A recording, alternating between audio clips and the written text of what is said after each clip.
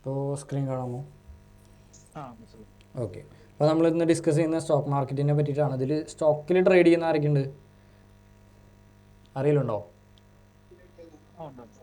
Okay, കൂടുതലും forex ആയിരിക്കില്ല എന്തായാലും. അപ്പോൾ ആ നമുക്ക് സ്റ്റോക്കിനെ പറ്റിയിട്ട് കുറച്ച് കാര്യങ്ങൾ സംസാരിക്കാം. അതായത് ഇപ്പോൾ ഈ NSE BSE അതൊക്കെ കേട്ടിട്ടില്ലേ?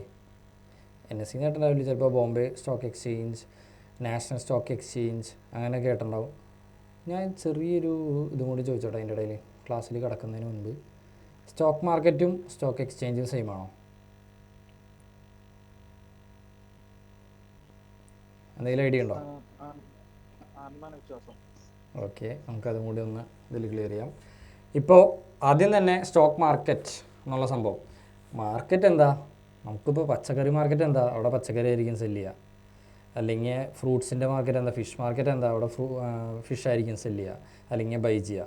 ഇപ്പോൾ സ്റ്റോക്ക് മാർക്കറ്റ് ഏകദേശം അതേപോലെയൊക്കെ തന്നെ. സ്റ്റോക്ക് മാത്രമല്ല, എന്നാലും സിമ്പിളായിട്ട് പറയുകയാണെങ്കിൽ സ്റ്റോക്ക് വാങ്ങാനും വിൽക്കാനും പറ്റുന്ന ഒരു സ്ഥലം. നമ്മൾ ഒരുപാട് ഡെഫിനീഷൻ ഫോക്കസ്ഡ് ആയിട്ടല്ല സംസാരിക്കുന്നത്. ഇപ്പോൾ നോർമലി നമ്മൾ സംസാരിക്കുന്ന രീതിയിൽ നമുക്ക് അതിൻ്റെ ഉള്ളിൽ നിന്ന് എന്താ കിട്ടേണ്ടത് അതാണ് ഞാൻ പറയാൻ ഉദ്ദേശിക്കുന്നത് കേട്ടോ. അപ്പോൾ സ്റ്റോക്ക് മാർക്കറ്റ് എന്നുള്ള ടേം കൊണ്ട് ആദ്യം അത് ഒന്നും കൂടി റീഡിഫൈൻ ചെയ്യും. അതുകൊണ്ട് ആദ്യം ഞാൻ പറയുന്നത് സ്റ്റോക്കുകളെ വാങ്ങാനും വിൽക്കാനും പറ്റുന്ന സ്ഥലമാണ് സ്റ്റോക്ക് മാർക്കറ്റ്. അങ്ങനെയാണെങ്കിൽ ഈ സ്റ്റോക്ക് അല്ലെങ്കിൽ ഈ ഷെയർ എന്ന് പറയുന്നത് എന്തായിരിക്കും? ഇപ്പോൾ ഫേമസ് ആയിട്ടുള്ള സ്റ്റോക്കുകളെ പറ്റി ഞാൻ സ്റ്റോക്ക് എന്താണെന്ന് ഇപ്പോഴും പറഞ്ഞിട്ടില്ല കേട്ടോ, പറയും, പേടിക്കണ്ട. ഇപ്പോൾ HDFC ബാങ്കിൻ്റെ സ്റ്റോക്ക്, റിലയൻസിൻ്റെ സ്റ്റോക്ക്, ആക്സിസ് ബാങ്കിൻ്റെ സ്റ്റോക്ക്, ആപ്പിളിൻ്റെ, ആമസോൺ, ഇത് ഇപ്പോൾ ലോകത്തുള്ള ഒട്ടുമിക്ക വലിയ കമ്പനികളുടെയും സ്റ്റോക്ക് നമുക്ക് വാങ്ങാനും വിൽക്കാനും സാധിക്കും. അപ്പോൾ ബേസിക്കലി ശരിക്കും എന്താ സ്റ്റോക്ക് അല്ലെങ്കിൽ ഷെയർ എന്നുകൊണ്ട് ഉദ്ദേശിക്കുന്നത് എന്ന് വെച്ചാൽ, ഓക്കെ, ഒരു കമ്പനിയുടെ പാർഷ്യൽ ഓണർഷിപ്പിനെയാണ് സ്റ്റോക്ക് എന്നുള്ള വാക്കുകൊണ്ട് ഉദ്ദേശിക്കുന്നത്. അത് വളരെ ചെറിയൊരു പെർസെൻറ്റേജ് ആയിക്കോട്ടെ, ഒരു കമ്പനിയുടെ ഏറ്റവും ചെറിയ 0.00001% ആയാലും അതിനെ പാർഷ്യൽ ഓണർഷിപ്പ് എന്നാണ് വിളിക്കുക. അത് വിചാരിച്ച് നമ്മുടെ കയ്യിലൊരു സ്റ്റോക്ക് ഉണ്ടെങ്കിൽ അതും കൊണ്ടുപോയിട്ട് എനിക്കിവിടെ ഓണർഷിപ്പ് ഉണ്ട് എന്ന് പറയരുത്. അപ്പോൾ ഞാൻ കാണിച്ചു തരാം. ഇപ്പോൾ ഇതൊരു പിസ്സ ആണെന്ന് വിചാരിക്കുക. ഇത് ഫേമസ് ആയിട്ടുള്ളൊരു എക്സാമ്പിളാണ്, ഇപ്പോൾ പലരും കണ്ടിട്ടുണ്ടായിരിക്കും. ഇത് പിസ്സയാണെന്ന് വിചാരിക്കുക. ആ പിസ്സയിൽ നിന്ന് ഞാനൊരു ചെറിയ ഒരു സ്ലൈസ് കട്ട് ചെയ്തെടുത്തു എന്ന് വിചാരിക്കുക. ചെറിയൊരു പോർഷൻ, ചിലപ്പോൾ അത് 1% ആയിരിക്കാം. ചിലപ്പോൾ ഇത് ചെറുതാക്കി എനിക്ക് വരയ്ക്കാനുള്ള ബുദ്ധിമുട്ട് കാരണം കൊണ്ടാണ് ഏറ്റവും ചെറിയ ഏറ്റവും മിനിമം സൈസിലുള്ള ഒരു പോർഷൻ ഞാൻ അതിൽ നിന്ന് കട്ട് ചെയ്തെടുത്തു എന്ന് വിചാരിക്കുക. ഓക്കെ, എന്നിട്ട് ആ പോർഷൻ ഞാൻ നിങ്ങൾക്ക് ആർക്കെങ്കിലും ഒരാൾക്ക് തന്നു എന്ന് വിചാരിക്കുക. അതിൻ്റെ ഉള്ളിൽ നിന്ന് ഒരു പോർഷൻ എടുത്തിട്ട് ആർക്കെങ്കിലും തന്നു എന്ന് വിചാരിക്കുക. ഓക്കെ, അപ്പോൾ നിങ്ങളെന്തായി? ഈ പിസ്സയുടെ പാർഷ്യൽ ഓണറായി. ഇപ്പോൾ ഇവിടെ എന്താ സംഭവിച്ചത്? പിസ്സ എന്നുള്ളത് ഇത് ടോട്ടൽ 100% ആണ്. ഈ സർക്കിൾ ചെയ്ത് കാണിച്ചിട്ടുള്ള ഒരു പിസ്സയാണ്. ടോട്ടൽ ഇത് 100% ആണ്. അതിൽ നിന്നും ഏറ്റവും ചെറിയ പോർഷൻ, ചെറുതോ വലുതോ എന്തെങ്കിലും ആയിക്കോട്ടെ, അതിൻ്റെ വലിപ്പത്തെക്കുറിച്ചല്ല സംസാരിക്കുന്നത്. അതിൽ നിന്നൊരു പോർഷൻ കട്ട് ചെയ്തെടുത്തു.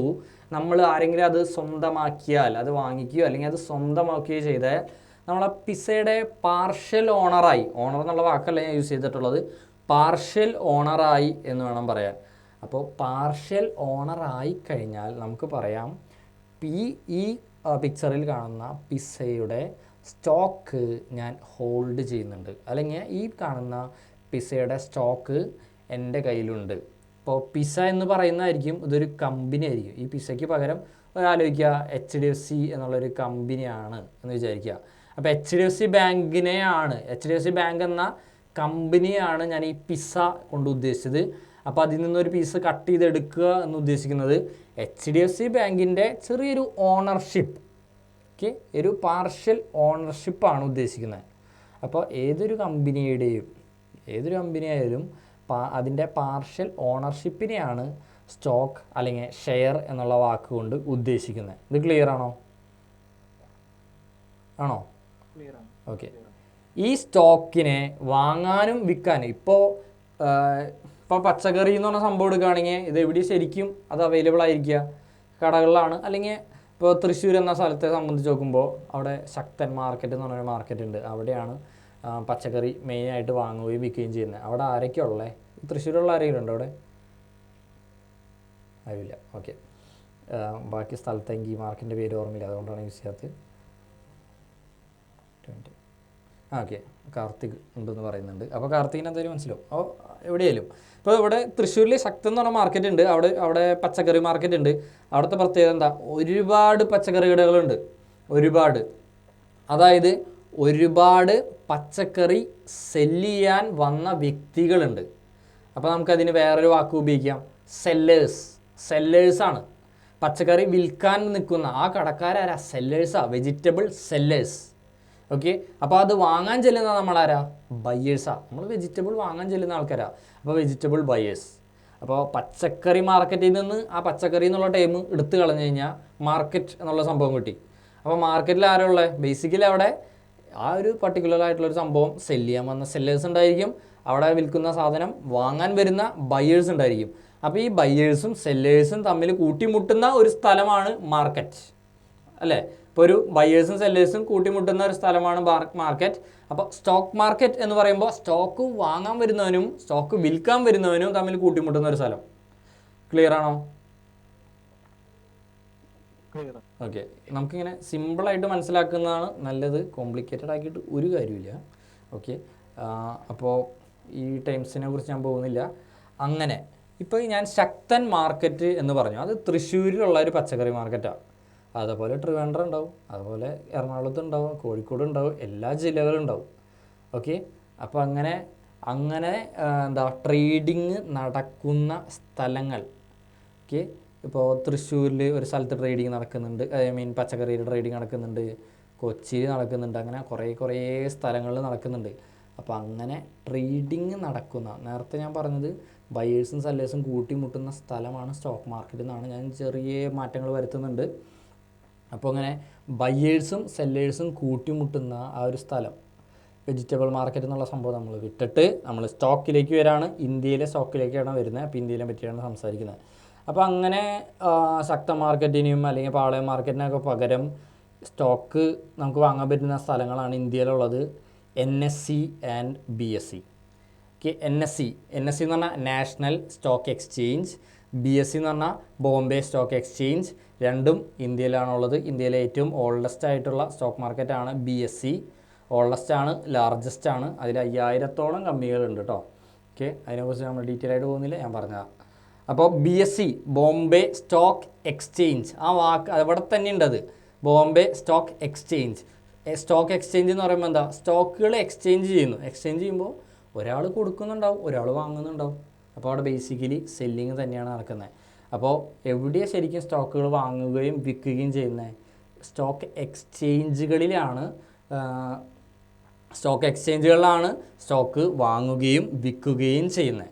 ഇനി സ്റ്റോക്ക് മാർക്കറ്റ് എന്നുള്ള ടൈമിലേക്ക് ഞാൻ തിരിച്ചെത്തുന്നുണ്ട്, ഒന്നും കൂടി വെയിറ്റ് ചെയ്യുക. ചെറിയൊരു കൺഫ്യൂഷനിലായിരിക്കും നമ്മൾ നിൽക്കുന്നുണ്ടാവുക. ഓക്കെ, സ്റ്റോക്ക് എക്സ്ചേഞ്ചുകളിലാണ് സ്റ്റോക്ക് വാങ്ങുന്നതും വിൽക്കുന്നതും എന്ന് മനസ്സിലായോ? മാർക്കറ്റ് എന്നുള്ള ടൈമല്ല, സ്റ്റോക്ക് എക്സ്ചേഞ്ച് എന്നുള്ള ടൈമാണ്. ഓക്കെ ആണോ അവസ്ഥ? ഓക്കെ, സ്റ്റോക്ക് എക്സ്ചേഞ്ചുകളിലാണ് സ്റ്റോക്കുകൾ വാങ്ങുകയും വിൽക്കുകയും ചെയ്യുന്നത്.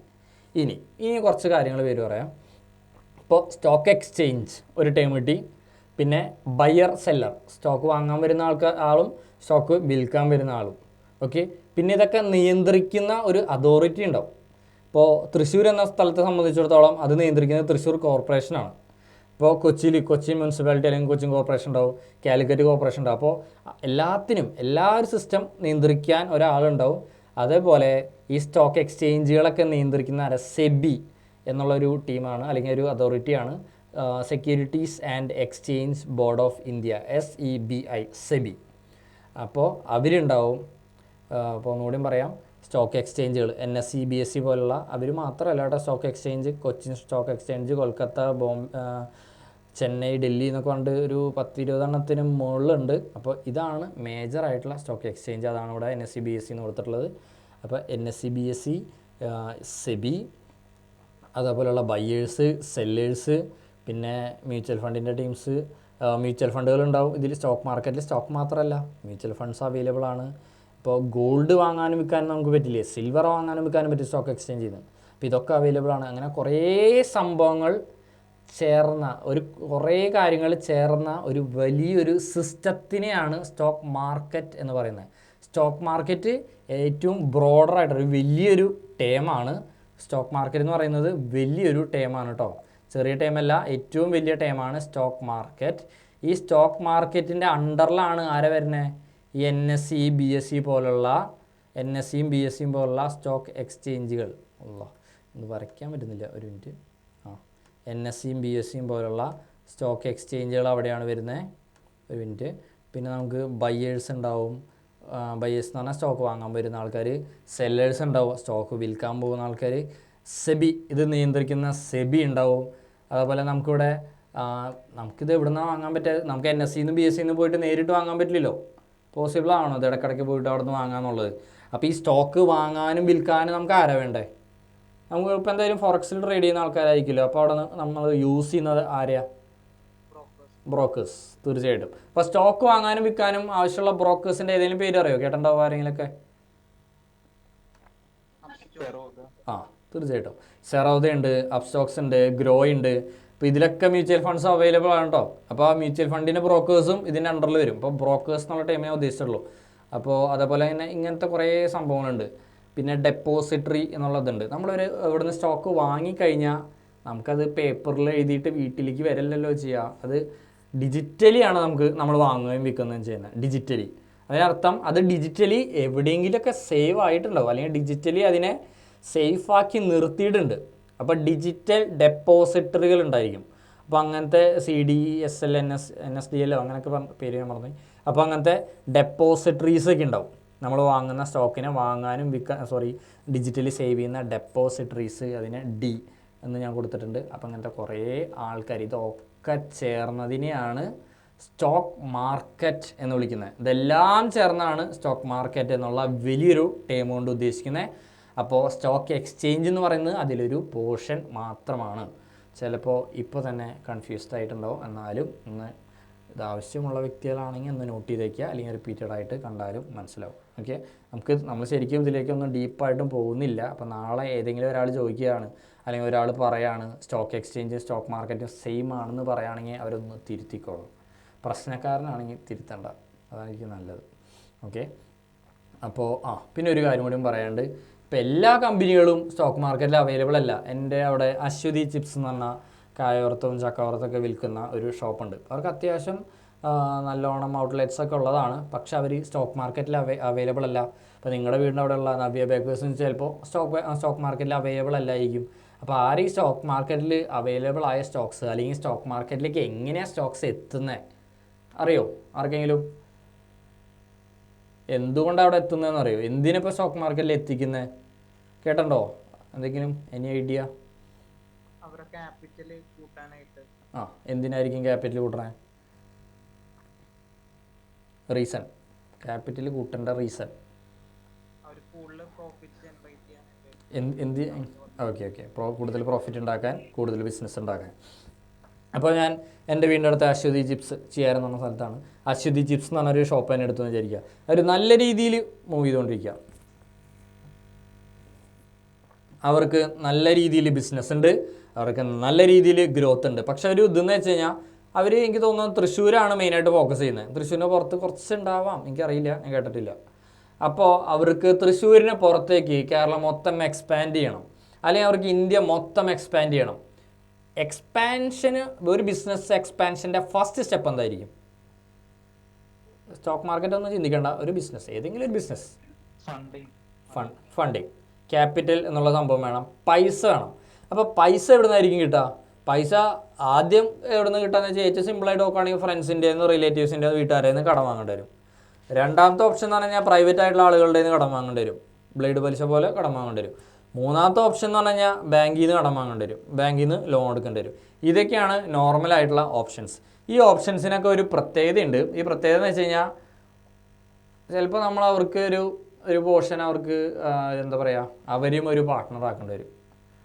അല്ലെങ്കിൽ നമ്മളെന്താ വീടിൻ്റെ ബേസിൽ ആധാരം വെച്ച് പണയം വയ്ക്കേണ്ടി വരും, അല്ലെങ്കിൽ ഗോൾഡ് വെച്ച് പണയം വയ്ക്കേണ്ടി വരും. അങ്ങനത്തെ കുറേ പ്രശ്നങ്ങളൊക്കെ ഉണ്ട്. ഓക്കെ, ഇത് ഓക്കെ ആവുന്നവർ അത് ചെയ്യും. പക്ഷേ എല്ലാത്തിനും ലിമിറ്റേഷൻ ഉണ്ട്. എനിക്കൊരു 10,000 കോടിയൊക്കെ വേണമെന്ന് വിചാരിച്ച് എൻ്റെ ബിസിനസ് പ്ലാൻ അനുസരിച്ച് എൻ്റെ കമ്പനി എക്സ്പാൻഡ് ചെയ്യണമെങ്കിൽ 10,000 കോടി വേണം. അത് നടക്കില്ല. നമുക്ക് ബാങ്കിൽ പോയാലും ഇപ്പോൾ ഏതൊരു വ്യക്തിയുടെ അടുത്ത് പോയാലും നമുക്ക് അങ്ങനെ എൻ്റെ അറിവിലില്ല 10,000 കോടി കടം തരാൻ പറ്റുന്ന ഒരു ബന്ധുമിത്രാദികളോ സുഹൃത്തുക്കളോ. അപ്പോൾ സാധാരണ ഒരു 90% ആളുകളുടെ പരിചയത്തിൽ അങ്ങനെ ഉണ്ടാവാറില്ല. ഉണ്ടെങ്കിൽ തന്നെ ആരും ആ ഓപ്ഷൻ ചൂസ് ചെയ്യാറില്ല. മറിച്ച് സ്റ്റോക്ക് മാർക്കറ്റ് എന്നുള്ളൊരു ഓപ്ഷനാണ് ചൂസ് ചെയ്യുക. അതെങ്ങനെയാണെന്ന് ഞാൻ പറഞ്ഞുതരാം. ഒന്നാമത്തെ, ഇതിനെ അശ്വതി ചിപ്സ് അല്ലെങ്കിൽ നിങ്ങൾക്ക് ഇഷ്ടമുള്ള ഒരു അശ്വതി ചിപ്സിൻ്റെ അരിയിലൂടെ ഇല്ല എന്ന് വിചാരിക്കുന്നു. ഓക്കെ, അപ്പോൾ ഇത് മൊത്തം അശ്വതി ചിപ്സ് എന്നുള്ളൊരു കമ്പനി ആണെന്ന് വിചാരിക്കുക. അപ്പോൾ ഈ ടോട്ടൽ ബിസിനസ് ആ കമ്പനിയുടെ വാല്യൂ ഒരു 100 കോടി ആണെന്നും വിചാരിക്കുക. ആ കമ്പനിയുടെ വാല്യൂ 100 കോടി ആണെന്നും വിചാരിക്കുക. ഇതാണ് ആ ടോട്ടൽ കമ്പനി. ഈ സംഭവത്തിൻ്റെ മൊത്തം വാല്യൂ ആണ് 100 കോടി. അപ്പോൾ ഞാൻ അതിൽ നിന്നൊരു നമുക്ക് നോക്കാം, ഇത്രയും പോകുന്ന ഈ ഒരു പോർഷൻ കട്ട് ചെയ്തെടുത്തു എന്ന് വിചാരിക്കുക. ഇത്രയും പോകുന്ന ആ പോർഷൻ ഏകദേശം ഒരു 20%. നമ്മൾ നേരത്തെ പിസയിൽ നിന്ന് കട്ട് ചെയ്തെടുത്ത പോലെ അശ്വതി ചിപ്സിൽ നിന്ന് 20% പോർഷൻ കട്ട് ചെയ്തെടുത്തു. ഇതിൻ്റെ വാല്യൂ എത്ര ആയിരിക്കും?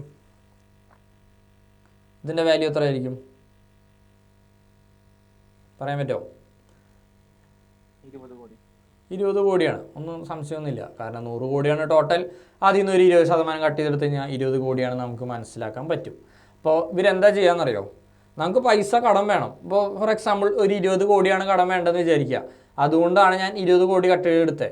ഇപ്പോൾ മറിച്ച് 30 കോടിയാണ് കടം വേണ്ടതെങ്കിൽ ഞാൻ ഇതിൽ നിന്ന് 30 കോടിയുടെ പീസ് കട്ട് ചെയ്തെടുക്കും. ഈ കട്ട് ചെയ്തെടുത്ത പീസ് എന്താ ചെയ്യുക? ഈ കട്ട് ചെയ്തെടുത്ത പീസ് നേരത്തെ പറഞ്ഞ NSE BSE പോലുള്ള സ്റ്റോക്ക് എക്സ്ചേഞ്ചിലേക്ക് കൊടുക്കും. NSEയും BSEയും പോലുള്ള സ്റ്റോക്ക് എക്സ്ചേഞ്ചിലേക്ക് കൊടുക്കും. ഈ ചതുരം അശ്വതി ചിപ്സാണ്. അശ്വതി ചിപ്സിൻ്റെ ഈ ചതുരം NSEയുടെ N അല്ലെങ്കിൽ സ്റ്റോക്ക് എക്സ്ചേഞ്ച്. ഓക്കെ, NSE അല്ലെങ്കിൽ സ്റ്റോക്ക് എക്സ്ചേഞ്ച്, അതാണ് ഞാൻ ഉദ്ദേശിക്കുന്നത്. ഓക്കെ, അപ്പോൾ 20% കട്ട് ചെയ്തെടുത്ത് NSEയിലേക്ക് കൊടുക്കും. NSE എന്ന് പറഞ്ഞു കഴിഞ്ഞാൽ ഒരു വലിയൊരു പൂളായിട്ട് കരുതിയാൽ മതി. വലിയ പൂള്. അതിൽ അശ്വതി ചിപ്സ് അല്ല, ഒരു 10, 2000, 3000 സ്റ്റോക്കുകളുടെ അല്ലെങ്കിൽ 10, 3000, 2000 കമ്പനികളുടെ പീസുകൾ ഇങ്ങനെ കട്ട് ചെയ്തിട്ട് കെടുക്കുന്നുണ്ടാവും. ഇത് മൊത്തം 20% എന്ന് പറഞ്ഞാൽ ഒരു ഒറ്റ വലിയൊരു പീസായിട്ടല്ല കെടുക്കുക. ഈ 20%-നെ മില്യൺസ് ഓഫ് പീസസ് ആക്കും. ചിലപ്പോൾ 20%-നെ മില്യൺസ് ഓഫ് ചെറിയ പീസസ് ആക്കിയിട്ട് മാറ്റും. ഇപ്പോൾ 20% എന്ന് പറഞ്ഞു കഴിഞ്ഞാൽ 20 കോടിയാണെന്നറിയാലോ. 20 കോടിയാണെന്നറിയാം. അപ്പോൾ ഈ പോർഷൻ ഒരു 1 കോടി പീസായിട്ട് കട്ട് ചെയ്തു എന്ന് വിചാരിക്കുക. ഈ ഒരു ചതുരം കൺഫ്യൂസ്ഡ് ആവുന്നുണ്ടോ? അശ്വതി ചിപ്സ് എന്ന് പറഞ്ഞു കഴിഞ്ഞാൽ ടോട്ടൽ 100 കോടി. ആ 100 കോടിയിൽ നിന്ന് ഒരു പോർഷൻ 20% വരുന്ന ഒരു പോർഷൻ കട്ട് ചെയ്തെടുത്തു. അതായത് ഈ ടോട്ടൽ ഈ ചെറിയ ബോക്സിൻ്റെ ഒരു വാല്യുവേഷൻ എന്ന് പറയുന്നത് 20 കോടി രൂപയാണ്. അപ്പോൾ 20 കോടി രൂപ വാല്യുവേഷനുള്ള ഈ പീസിനെ 1 കോടി കഷ്ണങ്ങളാക്കി മാറ്റിയെടുത്താൽ ഒരു കഷ്ണത്തിൻ്റെ വില എന്തായിരിക്കും? കടങ്കഥ ഏത്? 20 കോടിയാണ് ടോട്ടൽ. അപ്പോൾ 20 കോടി വാല്യുവേഷനുള്ള ആ പീസിനെ 1 കോടി പീസസ് ആക്കി കട്ട് ചെയ്താൽ ഒരു പീസിൻ്റെ വാല്യൂ എത്ര ആയിരിക്കും? 20 കോടി ഡിവൈഡ് ബൈ 1 കോടി. അപ്പോൾ എത്ര ആയിരിക്കും ടോട്ടൽ? ഞാൻ പറഞ്ഞുതരാം ഒന്നുകൂടി. ടോട്ടൽ വാല്യൂ എന്ന് പറയുന്നത് ആ പീസിൻ്റെ ടോട്ടൽ വാല്യൂ 20 കോടി. ഓക്കെ, അതിനെ 1 കോടി കൊണ്ട് ഡിവൈഡ് ചെയ്യുകയാണ് ചെയ്യുന്നത്. അപ്പോൾ എത്ര കിട്ടുക? CR എന്ന് വിചാരിക്കുക, ഇതും CR എന്ന് വിചാരിക്കുക. ടോട്ടൽ ഈ മൊത്തം പീസിൻ്റെ വാല്യൂ എന്ന് പറയുന്നത് 20 കോടി. അതിനെ 1 കോടി കഷ്ണങ്ങളാക്കി മാറ്റി. അപ്പോൾ 20 കോടിയുടെ വാല്യൂ ആണ് 1 കോടി. അപ്പോൾ ഒരു കുഞ്ഞ് പീസിൻ്റെ വാല്യൂ എന്ന് പറയുന്നത് 20 രൂപയായിരിക്കും. അപ്പോൾ ഈ പീസിനെ NSE പോലുള്ള സ്റ്റോക്ക് എക്സ്ചേഞ്ചിലേക്ക് വിടാണ്, ആ പൂളിലേക്ക് വിടാണ്. എങ്ങനെ വിടുന്നത്? 20 കോടിയുടെ സിംഗിൾ പീസായിട്ടല്ല, 20 രൂപ വിലയുള്ള 1 കോടി കഷ്ണങ്ങളാക്കിയിട്ടാണ് NSEയിലേക്കും BSEയിലേക്കും വിടുന്നത്. മനസ്സിലായോ? അതായത് ഏതെങ്കിലും ഒരു കമ്പനിക്ക് പൈസ ആവശ്യമുണ്ടെന്ന് വിചാരിക്കുക, ഇത്തിരി വലിയൊരു എമൗണ്ട് ആവശ്യമുണ്ടെന്ന് വിചാരിക്കുക. അവർ ലോണും പേഴ്സണൽ പ്രൈവറ്റ് ആയിട്ടുള്ള ലോൺസും ബാങ്ക് ലോൺസും ഫ്രണ്ട്സും റിലേറ്റീവ്സും അങ്ങനത്തെ ഓപ്ഷൻസൊക്കെ കട്ട് ചെയ്ത് സ്റ്റോക്ക് മാർക്കറ്റ് എന്നുള്ളൊരു ഓപ്ഷൻ ചൂസ് ചെയ്യുന്നു. അവിടെ എന്ന് വെച്ച് കഴിഞ്ഞാൽ കമ്പനിയുടെ ഒരു പോർഷൻ കട്ട് ചെയ്തെടുത്ത് മില്യൺസ് ഓഫ് പീസസ് ആക്കിയിട്ട് സ്റ്റോക്ക് മാർക്കറ്റിലേക്ക് വിടാണ്. സ്റ്റോക്ക് മാർക്കറ്റിലേക്ക് അല്ലെങ്കിൽ സ്റ്റോക്ക് എക്സ്ചേഞ്ചിന് വിട്ടു കൊടുത്തു. അവർക്ക് കൊടുത്തു, പകരം 20 കോടി അവർക്ക് കിട്ടും. ഓക്കെ, ഇത് എന്തിനാ 20 രൂപ വിലയുള്ള ചെറിയ ചെറിയ പോർഷൻസ് ആക്കണമെന്ന് അറിയോ? വേണമെങ്കിൽ അവർക്ക് 20 കോടിയുടെ ഒരു പീസായിട്ട് അവിടെ ഇട്ടാൽ പോരെ. എന്തിനാ 20 രൂപയുടെ ചെറിയ പോർഷൻസ് ആക്കുന്നത്? എന്തായിരിക്കും? അതെ, ഇപ്പോൾ 20 കോടി രൂപ അല്ലെങ്കിൽ 1 കോടി രൂപ ഒരു 10 ലക്ഷത്തിൻ്റെയൊക്കെ പീസാക്കി ഇട്ട് കഴിഞ്ഞാൽ അത് ആൾക്കാർക്ക് വാങ്ങാനുള്ള ഇൻട്രസ്റ്റ് കുറയും. പിന്നെ എല്ലാവരും ഈ 10 ലക്ഷം ഉണ്ടാകുന്നില്ല, അത് ഇത്ര ഹ്യൂജ് റിസ്ക് അല്ലേ. മറിച്ച് 20 രൂപയും 100 രൂപ 50 രൂപയ്ക്ക് ആവുകയാണെങ്കിൽ നമുക്ക് വാങ്ങാനും വിൽക്കാനും എളുപ്പമാണ്. അപ്പം അത് വാങ്ങാനും വിൽക്കാനും ഉള്ള ആ ഒരു കൺവീനിയൻസിന് വേണ്ടിയിട്ടാണ് ശരിക്കും ചെറിയ എമൗണ്ട് ആക്കിയിട്ട് മാർക്കറ്റിലേക്ക് ഇറക്കുന്നത് കേട്ടോ. ഓക്കെ, അപ്പോൾ ഇപ്പോൾ അശ്വതി ചിപ്സ് എന്ന് പറഞ്ഞ കമ്പനി ഇത്രയും കാലം പ്രൈവറ്റ് കമ്പനിയായിരുന്നു, ഒരു പ്രൈവറ്റ് കമ്പനിയായിരുന്നു. അപ്പോൾ അതിൻ്റെ ചെറിയ പോർഷൻസിനെ സ്റ്റോക്ക് മാർക്കറ്റിലേക്ക് എത്തിച്ചപ്പോൾ അതൊരു പബ്ലിക്കലി ലിസ്റ്റഡ് കമ്പനിയായി. പബ്ലിക്കലി ലിസ്റ്റഡ് കമ്പനി, ഒരു കമ്പനി സ്റ്റോക്ക് മാർക്കറ്റിലേക്ക് എത്തിക്കഴിഞ്ഞാൽ അതിനെ പബ്ലിക്കലി ലിസ്റ്റഡ് കമ്പനി എന്ന് വിളിക്കും.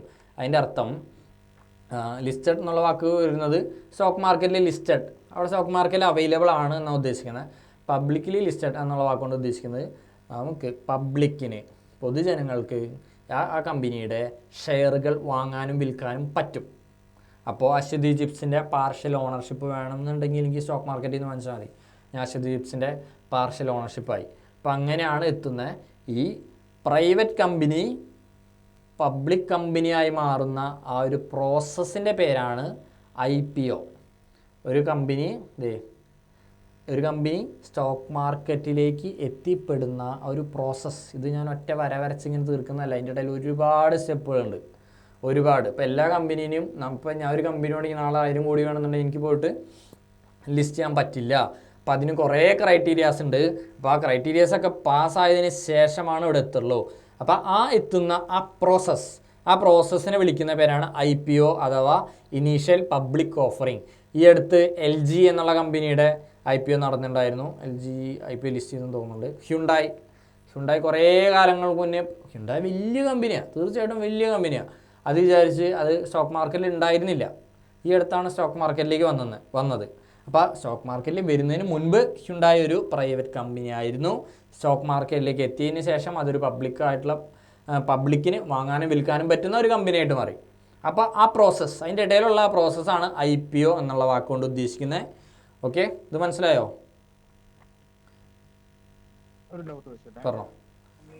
IPO ലിസ്റ്റ് ചെയ്യുന്ന സമയത്ത് നമ്മൾ മിനിമം ഇത്ര ഷെയർ തന്നെ മേടിക്കണം, അങ്ങനെ എന്തൊക്കെ ഉണ്ടല്ലോ, അങ്ങനെ ഉണ്ടോ? IPO ലിസ്റ്റ് ചെയ്യുന്ന സമയത്ത് നമുക്ക് 1 ഷെയർ 2 ഷെയർ ആയിട്ട് വാങ്ങാൻ പറ്റില്ല. ചിലപ്പോൾ മിനിമം 15,000 രൂപയ്ക്ക് മിനിമം 100 ഷെയർ, ഒത്തിരി ബണ്ടിൽസ് ആയിട്ടാണ് അവർ പ്രൊവൈഡ് ചെയ്യുള്ളൂ IPOയുടെ സമയത്ത്. സ്റ്റോക്ക് മാർക്കറ്റിൽ എത്തിക്കഴിഞ്ഞാൽ നമുക്ക് എത്ര വേണേൽ വാങ്ങാം. അതായത് മാർക്കറ്റിലേക്ക് എത്തുന്നതിന് മുൻപാണ് ശരിക്കും IPO, എത്തിയിട്ടില്ല. ആഫ്റ്റർ IPO വേറെയാണ്, ബിഫോർ IPO വേറെയാണ്. ഓക്കെ, IPO അതിൻ്റെ ഇടയിലുള്ള ബ്രിഡ്ജാണ്. അപ്പോൾ ആ ബ്രിഡ്ജിൽ അവർ പറയുന്ന ക്വാണ്ടിറ്റിയാണ് നമുക്ക് വാങ്ങാൻ പറ്റുള്ളൂ. ഓക്കെ, അത് എളുപ്പത്തിൽ വാങ്ങാനും പറ്റില്ല, കുറച്ച് ബുദ്ധിമുട്ടാണ്. ഞാൻ ഇതുവരെയും ട്രൈ ചെയ്തിട്ട് എനിക്ക് കിട്ടിയിട്ടില്ല. ഞാൻ ഒരു 3-4 കൊല്ലം ട്രൈ ചെയ്യണം. പക്ഷേ എനിക്ക് ബുദ്ധിമുട്ടെന്ന് വെച്ചാലേ, ഇപ്പോൾ എനിക്കറിയാം ഇപ്പം അതിൻ്റെ വില 20 രൂപ എന്ന് ഞാൻ പറഞ്ഞില്ല. ഫോർ എക്സാമ്പിൾ 20 രൂപ എന്ന് വിചാരിക്കുക. IPO പ്രോസസ്സിൻ്റെ സമയത്ത് അവർ 20 രൂപയ്ക്ക് വിൽക്കാൻ ഇടുന്നു എന്നുള്ള രീതിയിലാണ് ഇടാം. പക്ഷേ ഒരുപാട് ആൾക്കാർ വാങ്ങാൻ വരും. ഹ്യുണ്ടായി വലിയ കമ്പനിയാണെന്ന് എല്ലാവർക്കും അറിയാം, നല്ല പ്രോഫിറ്റ് ഉണ്ടാക്കും. അപ്പോൾ സ്റ്റോക്കിൻ്റെ വാല്യൂ 20 ചിലപ്പോൾ 2000 ഒക്കെ ആവും ഒരു 5 കൊല്ലം 10 കൊല്ലം കഴിഞ്ഞാൽ. അപ്പോൾ എല്ലാവർക്കും അതൊരു ഓപ്പർച്യൂണിറ്റിയാണ്. അപ്പോൾ എല്ലാവരും വാങ്ങാൻ വരും. ഒരുപാട് ആൾക്കാർ വാങ്ങാൻ വരുമ്പോൾ വിൽക്കാനിടുന്ന പ്രൊഡക്റ്റിനേക്കാൾ കൂടുതൽ ആളുകൾ എണ്ണം 10 പീസാണ് വിൽക്കാനുള്ളത്, അത് വാങ്ങാൻ 100 പേര് വന്നു കഴിഞ്ഞാൽ അവിടെ ഡിമാൻഡ് എന്നുള്ള സംഭവം കൂടുതലായിരിക്കും. അപ്പോൾ ഡിമാൻഡ് കൂടുമ്പോൾ അതിൻ്റെ പ്രൈസ് ഷൂട്ടാവും, 20 നിന്ന് 100-ലേക്കാവും. അപ്പോൾ എനിക്ക് IPOയുടെ സമയത്ത് 20 രൂപയ്ക്ക് ആ സംഭവം കിട്ടിയെന്ന് വിചാരിക്കുക. ലിസ്റ്റ് ചെയ്യുമ്പോൾ 100 രൂപയ്ക്ക് ലിസ്റ്റ് ചെയ്യും. അതിനെ ലിസ്റ്റിംഗ് ഗെയിൻ എന്ന് പറയും. അപ്പോൾ ഒറ്റ ദിവസം കൊണ്ട് ചിലപ്പോൾ 5x റിട്ടേൺ കിട്ടും. 10,000 രൂപ ഇൻവെസ്റ്റ് ചെയ്ത് കഴിഞ്ഞാൽ ചിലപ്പോൾ ഒറ്റയടിക്ക് 50,000 ആയിരിക്കും അതിൻ്റെ വാല്യൂ, 5x ആയിട്ട് മാറും. അങ്ങനെയുള്ള സാധ്യത IPOയ്ക്ക് കൂടുതലാണ്. അപ്പോൾ 100 IPO നടന്നു കഴിഞ്ഞാൽ ഒരു 60 എണ്ണത്തിലും അല്ലെങ്കിൽ 70 എണ്ണത്തിലും അങ്ങനെ ഭയങ്കരമായ ലിസ്റ്റിംഗ് ഗെയിൻ പ്രോഫിറ്റ് കിട്ടാറുണ്ട്. മിനിമം ഒരു 50% അല്ലെങ്കിൽ 100% പ്രോഫിറ്റ് കിട്ടാറുണ്ട്. അതിൽ കൂടുതൽ കിട്ടുന്നുണ്ട്. ടാറ്റ ടെക്ക് ഒരു 1.5x എനിക്കത് 150x അങ്ങനെ എന്തൊക്കെയാണ് തന്നു. നല്ല പ്രോഫിറ്റാണ് ഒരു എന്തൊരാൾ. പക്ഷേ അതേപോലെ തന്നെ റിസ്ക് ഉണ്ട്. ഒറ്റയടിക്ക് 50% ലോസിലേക്ക് പോകാനും സാധ്യതയുണ്ട്. പക്ഷേ ആളുകൾക്ക് ഇത് ഭയങ്കര ഇൻട്രസ്റ്റ് ആണ്. എനിക്ക് പണ്ട് ഇൻട്രസ്റ്റ് ഉണ്ടായിരുന്നു, പക്ഷേ ഞാനിപ്പോൾ അതിനെക്കുറിച്ച് മൈൻഡ് ചെയ്യാറില്ല. എനിക്കത് അപ്ലൈ ചെയ്ത സമയത്ത് കിട്ടാത്ത കാരണം കൊണ്ട് ഞാൻ അതിൻ്റെ ഇൻട്രസ്റ്റ് കട്ട് ചെയ്താണ്. അപ്പോൾ ഇതൊക്കെ ചെറിയ പ്രോസസ്സാണ്. ഓക്കെ, അപ്പോൾ ഇത് നമ്മൾ സംസാരിച്ച പിന്നെ സ്റ്റോക്ക് മാർക്കറ്റിൽ ഇവിടെ പ്രൈമറി മാർക്കറ്റ്, സെക്കൻഡറി മാർക്കറ്റ് എന്ന് ഉള്ളൊരു ടേംസ് ഉണ്ട്. നമ്മളിപ്പോൾ ജസ്റ്റ് കവർ ചെയ്ത ഭാഗമാണ്. ഈ IPO നടക്കുന്ന ഒരു മാർക്കറ്റ് ഉണ്ട്. മാർക്കറ്റ് ഉണ്ടോ എന്ന് ചോദിച്ചാൽ മാർക്കറ്റ് ഇല്ല. മാർക്കറ്റ് ഉണ്ടെന്ന് പറഞ്ഞാൽ ഉണ്ട്. അതായത് ഒരു സംഭവം ഇവിടെ ഉണ്ട്. അതായത് ഇപ്പോൾ ഇതൊരു സ്റ്റോക്കാണെന്ന് വിചാരിക്കുക. സ്റ്റോക്കിൽ ഒരു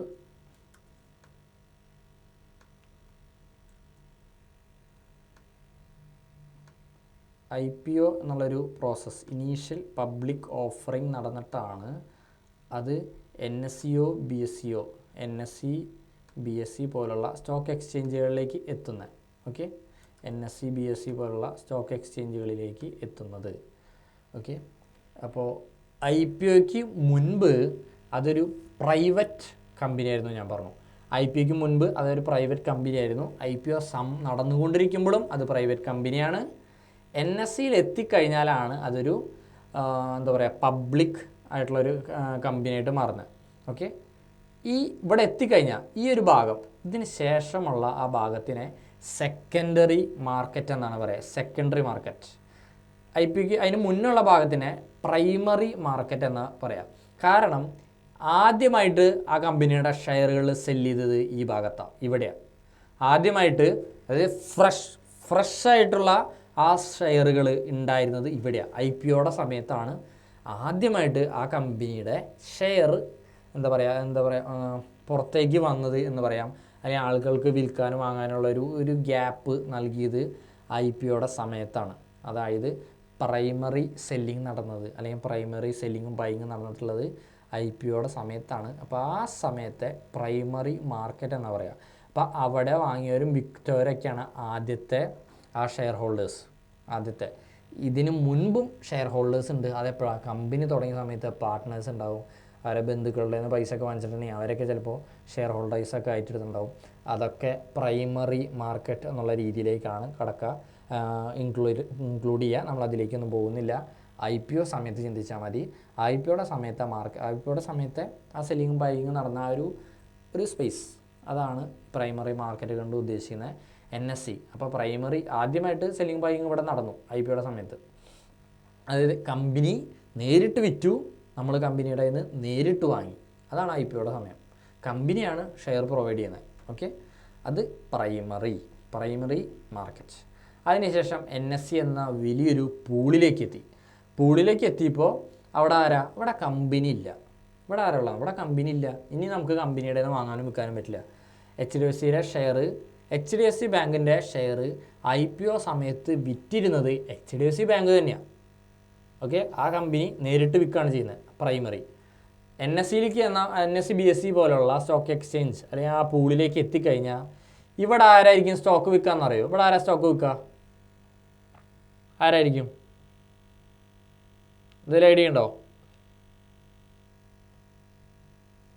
ഒന്ന് ചിന്തിച്ച് നോക്കിയേ. IPOയുടെ സമയത്ത് കമ്പനി നേരിട്ട് വിൽക്കാമെന്ന് ഞാൻ പറഞ്ഞു. അപ്പോൾ അത് സ്റ്റോക്ക് എക്സ്ചേഞ്ചിലേക്ക് എത്തിക്കഴിഞ്ഞാൽ ആരായിരിക്കും വിൽക്കുക?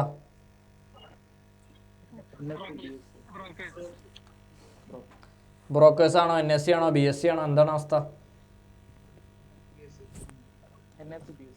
NSE BSE അല്ല. പച്ചക്കറി മാർക്കറ്റിൽ പച്ചക്കറി വിൽക്കുന്നത് ആരായിരിക്കും?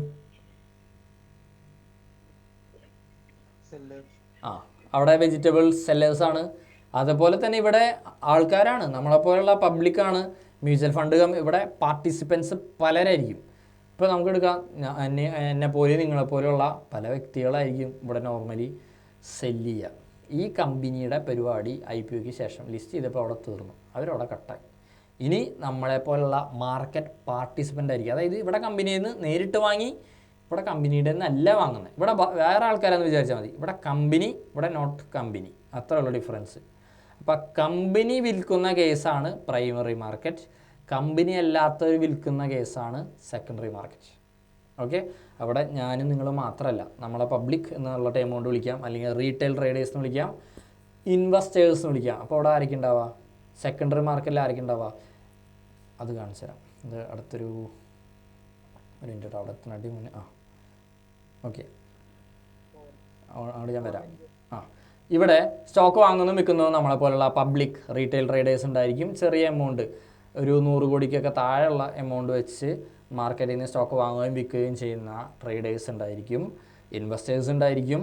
മ്യൂച്വൽ ഫണ്ടിൻ്റെ ആൾക്കാരുണ്ടായിരിക്കും. നമ്മൾ പല മ്യൂച്വൽ ഫണ്ടും പഠിച്ചപ്പോൾ സ്റ്റോക്സാണ് അവർ ഹോൾഡ് ചെയ്യുന്നത്, അല്ലെങ്കിൽ ഗോൾഡ് ഹോൾഡ് ചെയ്യുന്നുണ്ടാവും, അല്ലെങ്കിൽ ബോണ്ടുകൾ ഹോൾഡ് ചെയ്യുന്നുണ്ടാവും. ഒക്കെ ഇവിടെ അവൈലബിളാണ്, എല്ലാം അവൈലബിളാണ്. അപ്പോൾ അതൊക്കെ മാർക്കറ്റ് പാർട്ടിസിപ്പൻസ് ആണ്.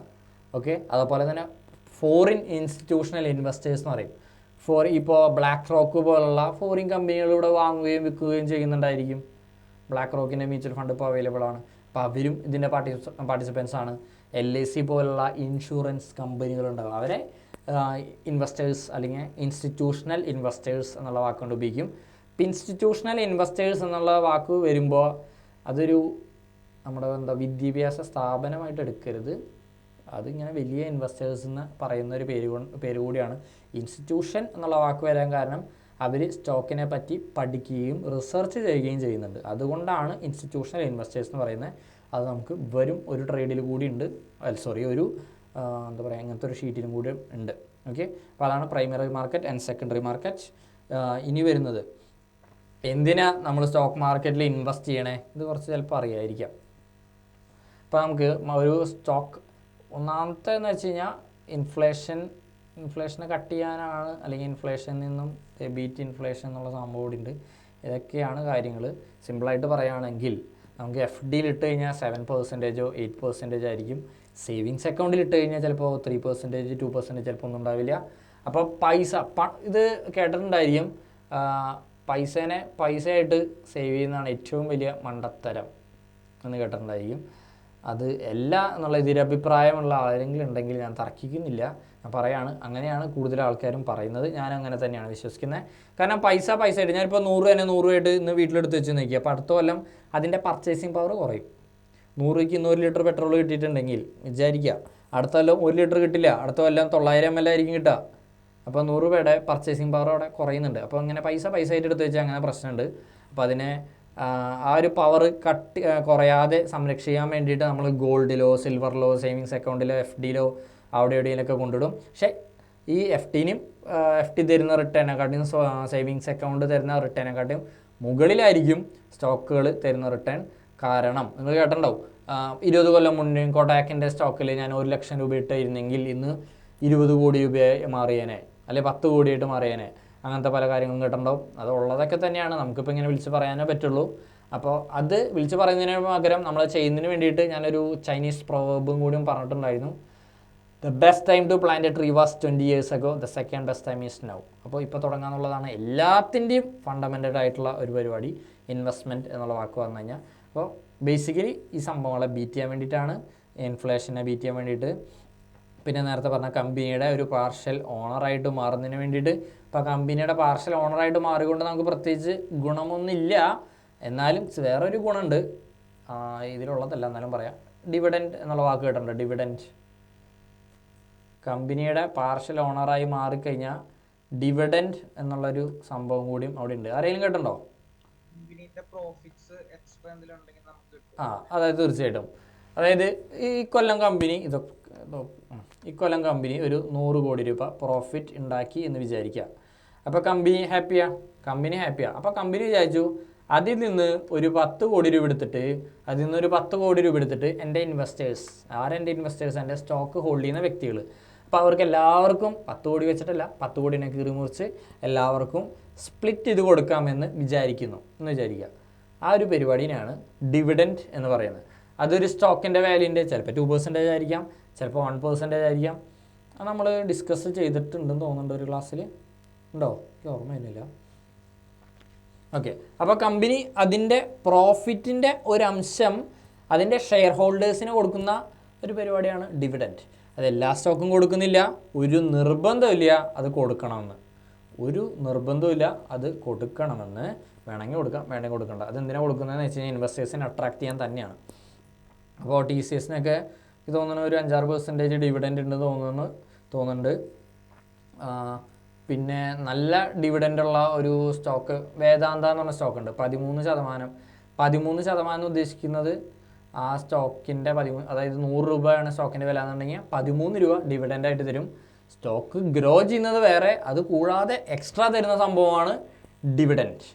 ഓക്കെ, സ്റ്റോക്ക് ഗ്രോ ചെയ്യുന്നത് വേറെ, അതിൻ്റെ മുകളിൽ എക്സ്ട്രാ തരുന്നതാണ് ഡിവിഡൻറ്റ്. എല്ലാ സ്റ്റോക്കിൻ്റെയും ഡിവിഡൻറ്റ് സെയിം അല്ല. ചിലപ്പോൾ ഡിവിഡൻറ്റ് ഉണ്ടാവില്ല, ചിലപ്പോൾ 0 ആയിരിക്കും, ചിലപ്പോൾ 1% ആയിരിക്കും, ചിലപ്പോൾ 0.5% ആയിരിക്കും. അപ്പോൾ നല്ല ഡിവിഡൻറ്റുള്ള സ്റ്റോക്ക് കിട്ടാൻ വേണ്ടിയിട്ട് വേണമെങ്കിൽ ജസ്റ്റ് ഡിവിഡൻറ്റ് സ്റ്റോക്ക് എന്ന് ഗൂഗിൾ ചെയ്താലും നമുക്ക് സംഭവം കിട്ടും. ഓക്കെ, ഞാൻ അതിലേക്ക് ഡീപ്പിലേക്കൊന്നും പോകില്ല, നമ്മുടെ സൈഡല്ല. ഓക്കെ, അപ്പോൾ പിന്നെന്തിനാ ലോങ് ടൈം ഗോളിലേക്ക്, റിട്ടയർമെൻറ്റ് പോലുള്ള ലോങ് ടൈം ഗോൾ. അപ്പോൾ ഞാൻ മ്യൂച്വൽ ഫണ്ടിൻ്റെ സമയത്ത് പറയണ്ടായിരുന്നു എന്തിനാ ശരിക്കും മ്യൂച്വൽ ഫണ്ട് ചെയ്യുന്നത്, അത് ലോങ് ടൈമിലേ വർക്ക് ചെയ്യുള്ളൂ. അപ്പോൾ ഒരു 10-20 കൊല്ലത്തിൻ്റെ അപ്പുറത്തേക്കുള്ള ഒരു ഗോൾ, ചിലപ്പോൾ റിട്ടയർമെൻ്റ് ആയിരിക്കാം, മക്കളുടെ വിദ്യാഭ്യാസമായിരിക്കാം, മക്കളുടെ ബിസിനസ്, വിവാഹം, വീട്, വേറെ എന്തെങ്കിലും കാരണം ഉണ്ടായിരിക്കും. അപ്പോൾ ലോങ് ടൈം ഗോളാണ് ആ സംഭവം വർക്ക് ചെയ്യുക. ആ ക്ലാസ്സിൻ്റെ തുടക്കത്തിൽ ഞാൻ ഒരു കാര്യം പറഞ്ഞിട്ടുണ്ടായിരുന്നു, ശരിക്കും എന്താ മ്യൂച്വൽ ഫണ്ട് എന്ന് ബേസിക്കലി സ്റ്റോക്കുകളിലും സ്റ്റോക്ക് മാർക്കറ്റുള്ള ഇൻസ്ട്രുമെൻസിലാണ് ഈ സംഭവം ഇൻവെസ്റ്റ് ചെയ്യുന്നത്. നമുക്ക് സ്വന്തമായിട്ട് സ്റ്റോക്കുകൾ പിക്ക് ചെയ്ത് അതിനെക്കുറിച്ച് പഠിച്ച് റൈറ്റായിട്ട് ഇൻവെസ്റ്റ് ചെയ്യാനുള്ള നോളേജ് ഇല്ലെങ്കിൽ നമ്മൾ മ്യൂച്വൽ ഫണ്ടിൽ ഇൻവെസ്റ്റ് ചെയ്യണമെന്നാണ് പറഞ്ഞത്. ഓക്കെ, അപ്പോൾ നോളജ് ഉണ്ടെങ്കിൽ നമുക്ക് സ്റ്റോക്കിലേക്ക് ഡയറക്റ്റ് ഇൻവെസ്റ്റ് ചെയ്യാം. തീർച്ചയായിട്ടും സ്റ്റോക്ക് എല്ലാ മ്യൂച്വൽ ഫണ്ടിനും ബീറ്റ് ചെയ്യും. ഒരുവിധം എല്ലാ സ്റ്റോക്കും ഒരുവിധം എല്ലാ മ്യൂച്വൽ ഫണ്ടിനും ബീറ്റ് ചെയ്യും ഉറപ്പായിട്ടും. നിങ്ങൾക്ക് മ്യൂച്വൽ ഫണ്ട് വേണ്ട, സ്റ്റോക്ക് മതി, പക്ഷേ എനിക്ക് പിക്ക് ചെയ്യാൻ അറിയില്ല എങ്കിൽ ഏറ്റവും ബെസ്റ്റ് ഓപ്ഷൻ Nifty 50 സ്റ്റോക്സ് എന്ന് എടുക്കുക. അതിലത്തെ 50 സ്റ്റോക്കിൽ ധൈര്യമായിട്ട് ഇൻവെസ്റ്റ് ചെയ്യാം. ഇതൊരു ഫൈനാൻഷ്യൽ സജഷനായിട്ട് എടുക്കരുത്, എന്നാലും ഞാൻ പറയാണ്, ലീഗലി അത് ബുദ്ധിമുട്ടാണ്. അതുകൊണ്ടാണ് ഞാൻ ആ ടൈം ഉപയോഗിച്ച് Nifty 50 സ്റ്റോക്ക് ഇന്ത്യ എവിടം വരെ ഗ്രോ ചെയ്യുന്നു അവിടം വരെ എപ്പോഴും ഗ്രോ ചെയ്തുകൊണ്ടിരിക്കും. പക്ഷേ അതിനെപ്പോഴും ഉയർച്ചയും താഴ്ചയും ഉണ്ടാവും. ആ ഒരു റിസ്ക്, ഇമോഷണൽ റിസ്ക് കൂടി ആക്സെപ്റ്റ് ചെയ്യാൻ തയ്യാറാണെങ്കിൽ നിങ്ങൾക്ക് ധൈര്യമായിട്ട് സ്റ്റോക്കിൽ ഇൻവെസ്റ്റ് ചെയ്യാം. ഓക്കെ, ഇനി അടുത്ത ഇതിലേക്ക് പോവാം. ഇനി പറഞ്ഞോ. സാർ ഈ പറഞ്ഞത് ഈ സ്റ്റോക്കിൽ ഇൻവെസ്റ്റ് ചെയ്താലും സാർ ഈ കഴിഞ്ഞ ക്ലാസ്സിൽ പറഞ്ഞ പോലെ ഈ 21 ഇയേഴ്സ് പീരീഡ് ആകുമ്പോൾ അവിടെയും നമുക്ക് പ്രോഫിറ്റ് കാണുമോ? പ്രോഫിറ്റ് കാണോ കാണില്ലെന്ന് ചോദിച്ചു കഴിഞ്ഞാൽ എപ്പോഴും എന്ത് ഇതാണെങ്കിലും റിസ്ക് ആണ്. അതിൽ ഈ പറഞ്ഞ പോലത്തെ അവിടെ 7 ഇയേഴ്സ് എന്നുള്ള മിനിമം പീരീഡ് ഞാൻ സംസാരിച്ചിട്ടുണ്ടായിരുന്നു. ഇവിടെ അങ്ങനത്തെ ഒരു പീരീഡ് ഇല്ല. അത് സ്റ്റോക്ക് പഠിച്ചിട്ട് ഇൻവെസ്റ്റ് ചെയ്യുന്നത് തന്നെയാണ് ബെറ്റർ. എന്നാലും ഞാൻ പറയാം, ഇപ്പോൾ എന്താ പറയുക, ട്രേഡിംഗ് വ്യൂ യൂസ് ചെയ്യുന്ന ആൾക്കാരല്ലേ നിങ്ങളൊക്കെ?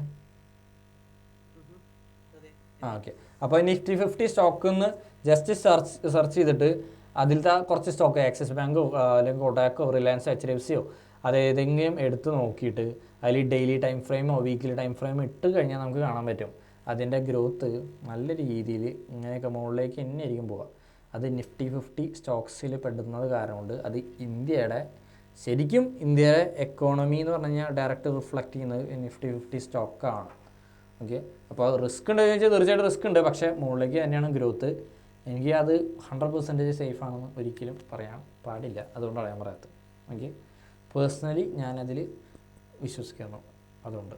ഓക്കെ, ഇനി ഈ സ്റ്റോക്ക് വാങ്ങുന്നതും വിൽക്കുന്ന കുറേ ടൈപ്പ് ആൾക്കാരുണ്ട്. ഞാൻ പറഞ്ഞ സ്റ്റോക്ക് എക്സ്ചേഞ്ച് NSE പോലത്തെ സ്റ്റോക്ക് എക്സ്ചേഞ്ചിൽ വാങ്ങാനും വിൽക്കാനും ഡിഫറെൻറ്റ് ടൈപ്സ് ഓഫ് ആൾക്കാർ വരും. ഇപ്പോൾ അതിൽ ആരൊക്കെയുള്ളത്? ഈ നമ്മളെപ്പോലുള്ള ആൾക്കാർ വരുമെന്ന് പറഞ്ഞു, മ്യൂച്വൽ ഫണ്ടിൻ്റെ ആൾക്കാർ വരുമെന്ന് പറഞ്ഞു, പുറത്തുനിന്ന് ആൾക്കാർ വരുമെന്ന് പറഞ്ഞു. അതൊക്കെ അവരെ നമ്മൾ ഡിഫൈൻ ചെയ്യുകയാണെങ്കിൽ ഇതിലൊക്കെ പെടും. ലോങ് ടൈം ഇൻവെസ്റ്റേഴ്സ് എന്ന് പറയും. ആരായിരിക്കും ലോങ് ടൈം ഇൻവെസ്റ്റേഴ്സ്? സ്റ്റോക്കിനെ ഇന്ന് വാങ്ങി ഒരുപാട് കൊല്ലങ്ങൾ ഹോൾഡ് ചെയ്യുന്ന ആൾക്കാരായിരിക്കും. അത് വെൽത്ത് ക്രിയേറ്റ് ചെയ്യാൻ വേണ്ടിയിട്ടായിരിക്കും. ഓക്കെ, അത് ഇന്ന് വാങ്ങിയിട്ട് ഇന്ന് തന്നെ വിൽക്കുക. നമ്മൾ ഫോറക്സിൽ ട്രേഡ് ചെയ്യുമ്പോൾ നിങ്ങൾ എന്താ ചെയ്യാറ്? ഒരു ട്രേഡ് എടുത്തു കഴിഞ്ഞാൽ, ഹലോ എന്താ അവസ്ഥ? ഫോറക്സിൽ ഏതെങ്കിലും ഒരു പെയർ ഗോൾഡോ യൂറോയോ GBPയോ ഏതെങ്കിലും പെയർ ട്രേഡ് എടുത്തു കഴിഞ്ഞാൽ നിങ്ങൾ എന്താ ചെയ്യുക? അത് കൊല്ലങ്ങളോളം ഹോൾഡ് ചെയ്യുമോ? കൂടുതലും ഇൻട്രാഡേ ആയിരിക്കും ചെയ്യേണ്ടാവുക. ഇന്ന് വാങ്ങിയിട്ട് ഇന്ന് തന്നെയായിരിക്കും വിൽക്കുന്നുണ്ടാവുക. അല്ലെങ്കിൽ ചിലപ്പോൾ ഫ്യൂ ഡേയ്സ് ഹോൾഡ് ചെയ്യേണ്ടായിരിക്കും. അതിൻ്റെ അപ്പുറത്തേക്ക് ഹോൾഡ് ചെയ്യുന്ന എനിക്ക് തോന്നുന്നില്ല. ഓക്കെ, അപ്പോൾ ഇന്ന് വാങ്ങി ഇന്ന് വിൽക്കുന്നത് ഇൻട്രാഡേ ട്രേഡിംഗ് ആണ്. ഇന്ന് വാങ്ങി ഇന്ന് തന്നെ വിൽക്കുന്നത് ഇൻട്രാഡേ ട്രേഡിംഗ് ആണ്. മറിച്ച് ഇന്ന് വാങ്ങി കുറച്ച് ആഴ്ചകളോ കുറച്ച് മാസങ്ങളോ ഹോൾഡ് ചെയ്തതിന് ശേഷമാണ് വിൽക്കുന്നതെങ്കിൽ അതിനെ സ്വിംഗ് ട്രേഡിംഗ് എന്ന് പറയാം. Swing trading. അതല്ല കുറച്ചധികം കൊല്ലങ്ങളാണ് ഹോൾഡ് ചെയ്യുന്നതെങ്കിൽ അതിനെ ലോങ് ടേം ട്രേഡിംഗ് അല്ലെങ്കിൽ ഇൻവെസ്റ്റ്മെൻറ്റ് എന്നുള്ള വാക്ക് ഉപയോഗിക്കും. ലോങ് ടേം ട്രേഡിംഗ് അല്ലെങ്കിൽ ഇൻവെസ്റ്റ്മെൻറ്റ് എന്ന് പറയും. അപ്പോൾ അങ്ങനെ ലോങ് ടേമിലേക്ക് സ്റ്റോക്സിനെ ഹോൾഡ് ചെയ്യുന്ന ആൾക്കാരാണ് ലോങ് ടേം ഇൻവെസ്റ്റേഴ്സ് അല്ലെങ്കിൽ ഇൻവെസ്റ്റേഴ്സ്. ഏതായാലും ഓക്കെയാണ്. ഓക്കെ, ട്രേഡേഴ്സ് എന്ന് പറഞ്ഞാൽ ആരാ? അതിൽ സ്വിംഗ് ട്രേഡേഴ്സും പെടും, ഇൻട്രാഡേ ട്രേഡേഴ്സും പെടും. അപ്പോൾ ഇവരൊക്കെ മാർക്കറ്റിൽ ഉണ്ടെന്നാണ് ഈ ഒരു ഭാഗം കൊണ്ട് ഞാൻ ഉദ്ദേശിക്കുന്നത്. അപ്പോൾ മാർക്കറ്റ് പാർട്ടിസിപ്പൻസ് ആണ് ഇവിടെ നമ്മൾ സംസാരിക്കുന്നത്. ഇൻസ്റ്റിറ്റ്യൂഷണൽ ഇൻവെസ്റ്റേഴ്സ് ആരൊക്കെയാണ്? ഈ HDFC ബാങ്ക് അല്ല, HDFCയുടെ mutual fund team, ICICI prudential, അതാണ് അവരുടെ മ്യൂച്വൽ ഫണ്ടിൻ്റെ പേര്. അതുപോലെ ഇൻഷുറൻസ് കമ്പനി, LIC ഒക്കെ വലിയ ഇൻവെസ്റ്ററാണോ, നമ്മൾ വിചാരിക്കുന്നതിനെക്കാട്ടും വലിയ ഇൻവെസ്റ്ററാണ് അവരൊക്കെ ഉണ്ടാവും.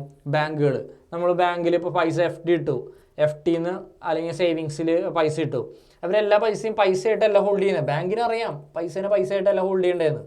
അവർ ആ പൈസ ഇൻവെസ്റ്റ് ചെയ്യുന്നത് സ്റ്റോക്കുകളിലായിരിക്കാം, ബോണ്ടുകളിലായിരിക്കാം, പല മ്യൂച്വൽ ഫണ്ടുകളിലായിരിക്കാം. എപ്പോഴും എല്ലാവരും പൈസേനെ ഇൻവെസ്റ്റ് ചെയ്തുകൊണ്ടിരിക്കും.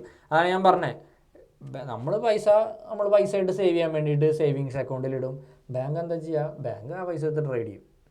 അവർ പോയിട്ട് ഇൻട്രാഡേ ട്രേഡ് ചെയ്യുന്നതല്ല ഞാൻ പറഞ്ഞത്, അവർ ലോങ് ടൈം ഇൻവെസ്റ്റേഴ്സ് ആയിരിക്കും. അപ്പോൾ ബാങ്കിന് ചിലപ്പോൾ അവിടെ നമ്മുടെ പൈസ എടുത്തിട്ട് അവർ ട്രേഡ് ചെയ്തിട്ട് അല്ലെങ്കിൽ ലോങ് ടൈം ഇൻവെസ്റ്ററായിട്ട് സ്റ്റോക്കിൻ്റെ ഗ്രോത്തും കിട്ടും, സ്റ്റോക്കിൻ്റെ ഡിവിഡൻറ്റും കിട്ടും. അവരും ബുദ്ധിക്കാണ് കളിക്കുന്നത്. ഓക്കെ, പക്ഷെ അവർക്ക് വലിയ ടീമുണ്ട് ഇതൊക്കെ അനലൈസ് ചെയ്തിട്ട് ചെയ്യാൻ വേണ്ടിയിട്ട്. നമ്മുടെ അങ്ങനത്തെ ടീമും അറിവും ഇല്ല. ഫോറിൻ ഇൻസ്റ്റിറ്റ്യൂഷണൽ ഇൻവെസ്റ്റേഴ്സ്, ഇതേപോലെ ഇന്ത്യയിലെ ഇൻസ്റ്റിറ്റ്യൂഷണൽ ഇൻവെസ്റ്റേഴ്സിനെ ഡൊമസ്റ്റിക് ഇൻസ്റ്റിറ്റ്യൂഷണൽ ഇൻവെസ്റ്റേഴ്സ് എന്നുള്ള വാക്കുകൊണ്ട് ഉപയോഗിക്കും. DIS എന്ന് പറയും. ഓക്കെ, അതുപോലെ പുറത്തത്തെ ആണെങ്കിൽ FIS എന്ന് പറയും. ഇവിടെ എഴുതി വെച്ചിട്ടുണ്ട് ബ്രാക്കറ്റിൽ FIIS. അതായത് ഇവിടുത്തെ ഇൻസ്റ്റിറ്റ്യൂഷൻ ഇവിടുത്തെ ഡൊമസ്റ്റിക്, പുറത്തത്തെ വേറെ രാജ്യത്തെ ആണെങ്കിൽ ഫോറിൻ, അത്ര ഡിഫറൻസ് ഉള്ളൂ. ഓക്കെ, അതിലൊരു എക്സാമ്പിളാണ് ബ്ലാക്ക് റോക്ക്, വാൻഗാർഡ് പോലുള്ള കമ്പനികൾ. വേറെ കമ്പനികളുടെ പേര് എനിക്ക് അറിഞ്ഞൂടാ, കുറേ ഉണ്ട്. അതുപോലെ റീറ്റെയിൽ ഇൻവെസ്റ്റേഴ്സ് എന്ന് പറഞ്ഞു കഴിഞ്ഞാൽ സ്റ്റിൽ നമ്മളെ പോലുള്ളവർ തന്നെയാണ്. ചെറിയൊരു എമൗണ്ട് വെച്ചിട്ടായിരിക്കും. ചെറിയ എമൗണ്ട് ഉദ്ദേശിക്കുന്നത് 100 കോടി രൂപ 10 കോടി രൂപ അണ്ടറിൽ ആണ്, അല്ലാണ്ട് 100 രൂപയും 10 രൂപയും 50 രൂപ എന്നല്ല. അതാണെങ്കിലും റീറ്റെയിൽ ഇൻവെസ്റ്റേഴ്സാണ്. ഒരു 20 കോടി 30 കോടിയും റീറ്റെയിൽ ഇൻവെസ്റ്ററാണ്. അപ്പോൾ ഇൻവെസ്റ്റർ ആണോ എന്നുള്ള കാര്യം കൊണ്ടാണ് ഉദ്ദേശിക്കുന്നത്. ഓക്കെ, അപ്പോൾ ഇതൊക്കെയാണ് മാർക്കറ്റ് പാർട്ടിസിപ്പൻസ്. ഇവരൊക്കെ എവിടെയാണ് അവൈലബിൾ ആയിട്ടുള്ളത്? പ്രൈമറി മാർക്കറ്റിലല്ല, സെക്കൻഡറി മാർക്കറ്റിലാണ്. സെക്കൻഡറി മാർക്കറ്റ് ഏതാ? NSE, BSE പോലുള്ള സ്റ്റോക്ക് എക്സ്ചേഞ്ചുകളാണ് സെക്കൻഡറി മാർക്കറ്റ്. ഓക്കെ, ഈ ക്ലാസ്സിൽ നമ്മൾ ഒരുപാട് ഇൻഫോർമേഷൻസ് സംസാരിക്കുന്നുണ്ട്. നല്ല രീതിയിൽ ഡൗട്ട് വരാനുള്ള സാധ്യതയുണ്ട്. ക്ലാസ്സിന് ശേഷം ഡൗട്ട് ഉണ്ടെങ്കിൽ ചോദിച്ചോളൂ. ക്ലാസ്സിലും നമുക്ക് മാക്സിമം ക്ലിയർ ചെയ്ത് പോകാം. ഞാൻ മാക്സിമം നോക്കാം. ഓക്കെ, ഇനി സ്റ്റോക്ക് എന്താണ്, ഷെയർ എന്താണ് നമ്മൾ സംസാരിച്ചു. ഒരു കമ്പനിയുടെ പാർഷ്യൽ ഓണർഷിപ്പിനെയാണ് സ്റ്റോക്ക് അല്ലെങ്കിൽ ഷെയർ എന്നുള്ള വാക്കുകൊണ്ട് ഉദ്ദേശിക്കുന്നത്. IP എന്താണെന്ന് നമ്മൾ സംസാരിച്ചു. IP എന്താ? ആർക്കെങ്കിലും ഒരു ഐഡിയ ഉണ്ടെങ്കിൽ ഒന്ന് പറഞ്ഞ് പെട്ടെന്ന് ഒറ്റയ്ക്ക് പറയാൻ പറ്റുമോ? എന്തായിരുന്നു IPO? ഇതിലത്തെ ഡെഫിനേഷൻ അല്ല ഞാൻ ഉദ്ദേശിക്കുന്നത്, സിമ്പിളായിട്ട് പറയാൻ പറ്റുമോ ആർക്കെങ്കിലും?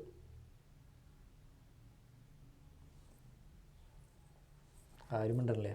ആർക്കും മനസ്സിലായില്ലേ IPO എന്താന്ന്? ഞാൻ പറഞ്ഞില്ലേ ഒരു പറഞ്ഞോ. ആദ്യമായിട്ട് നമ്മുടെ കമ്പനി ലിസ്റ്റ് ചെയ്യുമ്പോൾ നമുക്ക് പബ്ലിക്കിന് വേണ്ടി കൊടുക്കുന്ന ഒരു ഓഫറിംഗ് പോലെ. തീർച്ചയായിട്ടും, വെരി ഗുഡ്. അതായത് ആദ്യം കമ്പനി പ്രൈവറ്റ് കമ്പനി ആയിരുന്നു, അപ്പോൾ അതിൻ്റെ ഷെയർ വാങ്ങാനോ വിൽക്കാനും പറ്റില്ല.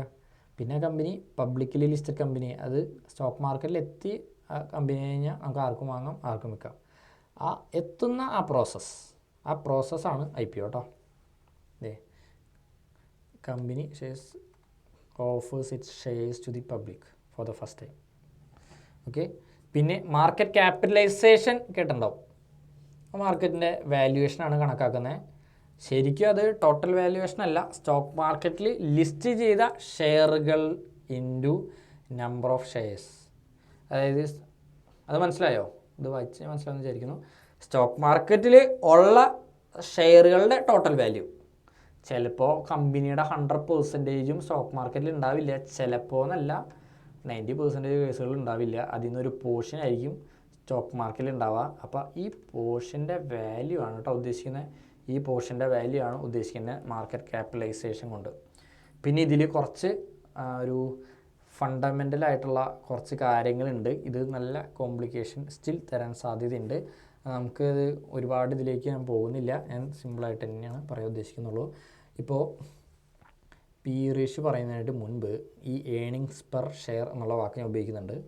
EPS എന്നുള്ളത് ഇത് ജസ്റ്റ് കുറച്ച് ടേംസ് ആയിട്ട് കരുതിയാൽ മതി. ഒരു സ്റ്റോക്കിൽ ഇൻവെസ്റ്റ് ചെയ്യുന്നതിനായിട്ട് മുൻപ് നമ്മൾ കുറേ കാര്യങ്ങൾ ചെക്ക് ചെയ്യണം. അപ്പോൾ ആ കുറച്ച് കാര്യങ്ങളുടെ ഡെഫിനീഷൻസ് ആണിത്. ഇപ്പോൾ ഒന്നാമത്തെയാണ് ഇത് ശരിക്കും EPS എന്ന് പറയുന്നത്, ഏണിങ്സ് പെർ ഷെയർ എന്ന് പറയും. ഇതിൻ്റെ ഒരു PDF കൂടി ഞാൻ ഗ്രൂപ്പിൽ ഷെയർ ചെയ്യുന്നുണ്ട് ആഫ്റ്റർ ദി സെഷൻ. അതായത് ഏണിങ്സ് പെർ ഷെയർ എന്ന് ഉദ്ദേശിക്കുന്നത് ഓരോ ഷെയറും എത്ര പ്രോഫിറ്റ് ഉണ്ടാക്കി തന്നു എന്നുള്ളതാണ്. ഓരോ ഷെയറും എത്ര പ്രോഫിറ്റ് ഉണ്ടാക്കി തന്നു. അതായത് ഒരു കമ്പനി ആ കൊല്ലം 100 കോടി പ്രോഫിറ്റ് ഉണ്ടാക്കി എന്ന് വിചാരിക്കുക. ഒരു കമ്പനി ആ കൊല്ലം 100 കോടി പ്രോഫിറ്റ് ഉണ്ടാക്കി എന്ന് വിചാരിക്കുക. ആ കമ്പനിയുടെ ടോട്ടൽ 1 കോടി ഷെയർസാണുള്ളത്. ടോട്ടൽ നമ്പർ ഓഫ് ഷെയർസ് എന്ന് പറയുന്നത് 1 കോടിയാണ്. Okay, total number of shares എന്ന് പറയുന്നത് 1 കോടിയാണ്. ആ കമ്പനി ഉണ്ടാക്കിയ ടോട്ടൽ പ്രോഫിറ്റ് എന്ന് പറയുന്നത് 100 കോടിയാണ്. അങ്ങനെയാണെങ്കിൽ ഏണിങ്സ് പെർ ഷെയർ എത്ര ആയിരിക്കും? ഏണിങ്സ് പെർ ഷെയർ ആ വാക്കിലുണ്ട് ഉത്തരം. ഒരു ക്ലാസ്സിൽ 10 പേരുണ്ടെന്ന് വിചാരിക്കുക. അപ്പോൾ ടോട്ടൽ ആ ക്ലാസ്സിലേക്ക് ഞാനൊരു 100 രൂപ കൊടുത്തു. ടോട്ടൽ ആ ക്ലാസ്സിലേക്ക് 100 രൂപ കൊടുത്തിട്ട് ഈക്വലി സ്പ്ലിറ്റ് ചെയ്തെടുക്കുകയാണെങ്കിൽ ഒരു കുട്ടിക്ക് എത്ര രൂപ കിട്ടിയിട്ടുണ്ടാവും? 100 രൂപ കൊടുത്തിട്ട് 10 പേരെടുത്ത് സ്പ്ലിറ്റ് ചെയ്തെടുക്കാൻ പറഞ്ഞു കഴിഞ്ഞാൽ ഒരു കുട്ടിക്ക് എത്ര രൂപ കിട്ടിയിട്ടുണ്ടാവും?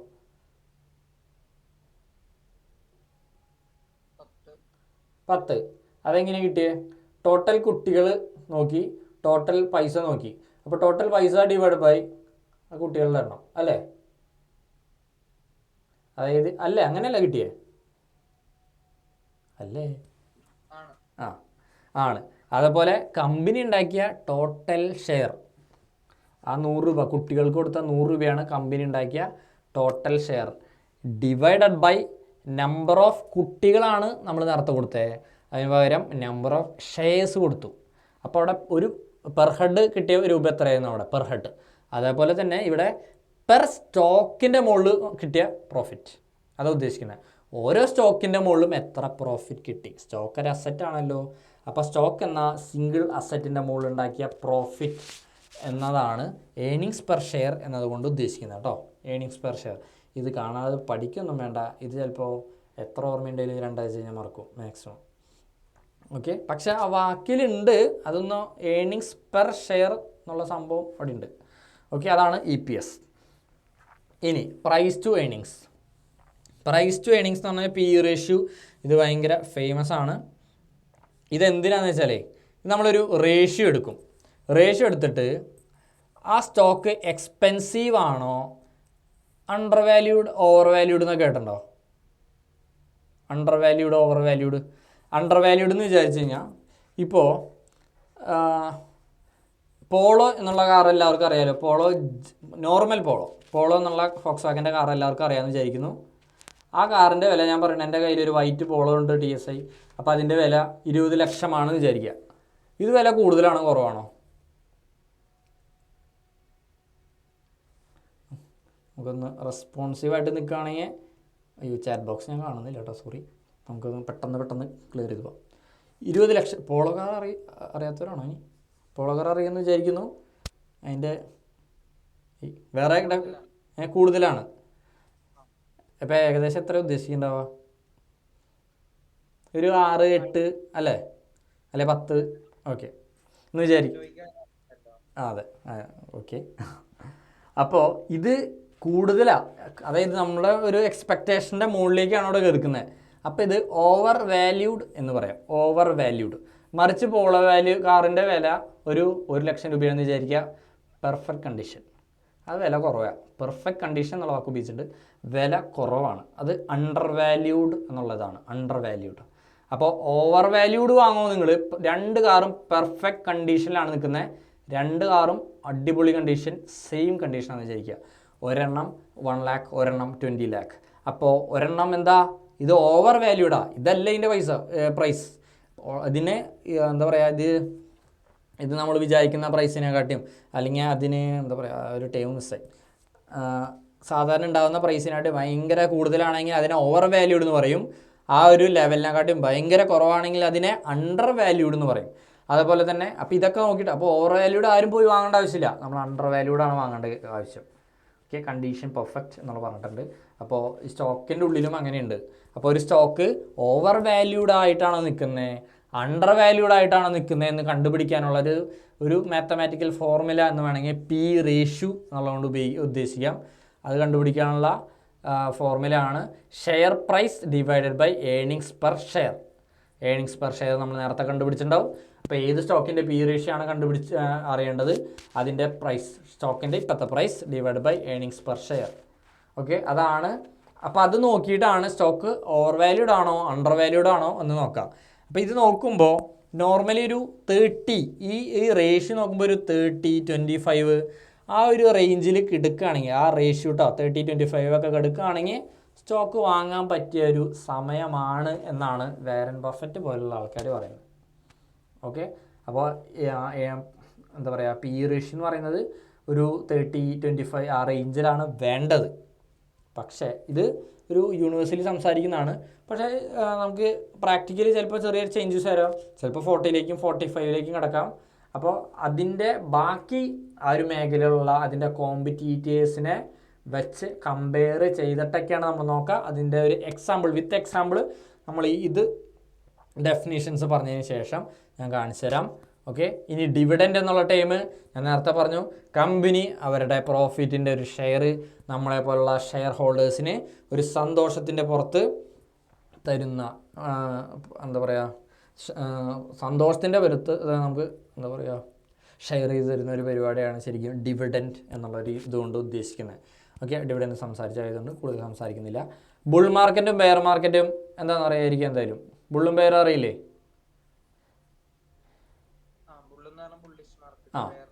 ബുള്ളിഷ് എന്ന് ഉദ്ദേശിക്കുന്നത് മുകളിലേക്ക് പോയിക്കൊണ്ടിരിക്കുന്ന മാർക്കറ്റ്, ബെയർ മാർക്കറ്റ് എന്ന് പറഞ്ഞാൽ താഴത്തേക്ക് പോയിക്കൊണ്ടിരിക്കുന്ന മാർക്കറ്റ്. അപ്പോൾ ബുൾ മാർക്കറ്റ് എന്ന് ഉദ്ദേശിക്കുമ്പോൾ ഒരു പോസിറ്റീവ് സൈനാണ് ഇൻവെസ്റ്റേഴ്സിനെ സംബന്ധിച്ചിടത്തോളം, ബെയർ മാർക്കറ്റ് ഒരു നെഗറ്റീവ് സൈനാണ്. അപ്പോൾ ഒരു സ്റ്റോക്ക് ഹെൽത്തി ആയിട്ട് നിൽക്കുകയാണെങ്കിൽ മുകളിലേക്കായിരിക്കും പോവുക. ആ ബിസിനസ് ഓക്കെ ആയിട്ട് റൺ ചെയ്യുന്നുണ്ടെങ്കിൽ മുകളിലേക്കായിരിക്കും പോവുക. ബിസിനസ് ഇത്തിരി ഡൗൺ ആണ്, സ്റ്റോക്ക് ഇത്തിരി നോട്ട് ഓക്കെ കണ്ടീഷനിലാണെങ്കിൽ അത് താഴത്തേക്കായിരിക്കും പോവുക. അത് തന്നെയാണ് ബുള്ളും ബെയറും കൊണ്ടും ഉദ്ദേശിക്കുന്നത് കേട്ടോ. പിന്നെ പോർട്ട്ഫോളിയോ പറഞ്ഞു, ശരിക്കും 25 to 30 ആണ് യൂണിവേഴ്സിറ്റി ബെസ്റ്റായിട്ട് പറയുന്നത്. ഓക്കെ, പക്ഷേ അത് ചിലപ്പോൾ എല്ലാ സ്റ്റോക്കിനും അപ്ലിക്കബിൾ ആവില്ല. ഇപ്പോൾ ഫോർ എക്സാമ്പിൾ ഞാൻ ഒരു EV സെഗ്മെൻ്റ് എടുത്തു. EV സെഗ്മെൻറ്റിൽ ഒരു 5 സ്റ്റോക്ക് ഉണ്ടെന്ന് വിചാരിക്കുക. അപ്പോൾ പി റേഷ്യോനെ ബേസ് ചെയ്തിട്ട് അതിൽ ബെസ്റ്റ് സ്റ്റോക്ക് പിക്ക് ചെയ്യാൻ വേണ്ടി ഞാൻ നോക്കുകയാണ്. അതിൽ 5 സ്റ്റോക്കിൻ്റെയും പി റേഷ്യോ 40, 45, 50, 60, 100, 200 അങ്ങനെയൊക്കെ എടുക്കുന്നത്.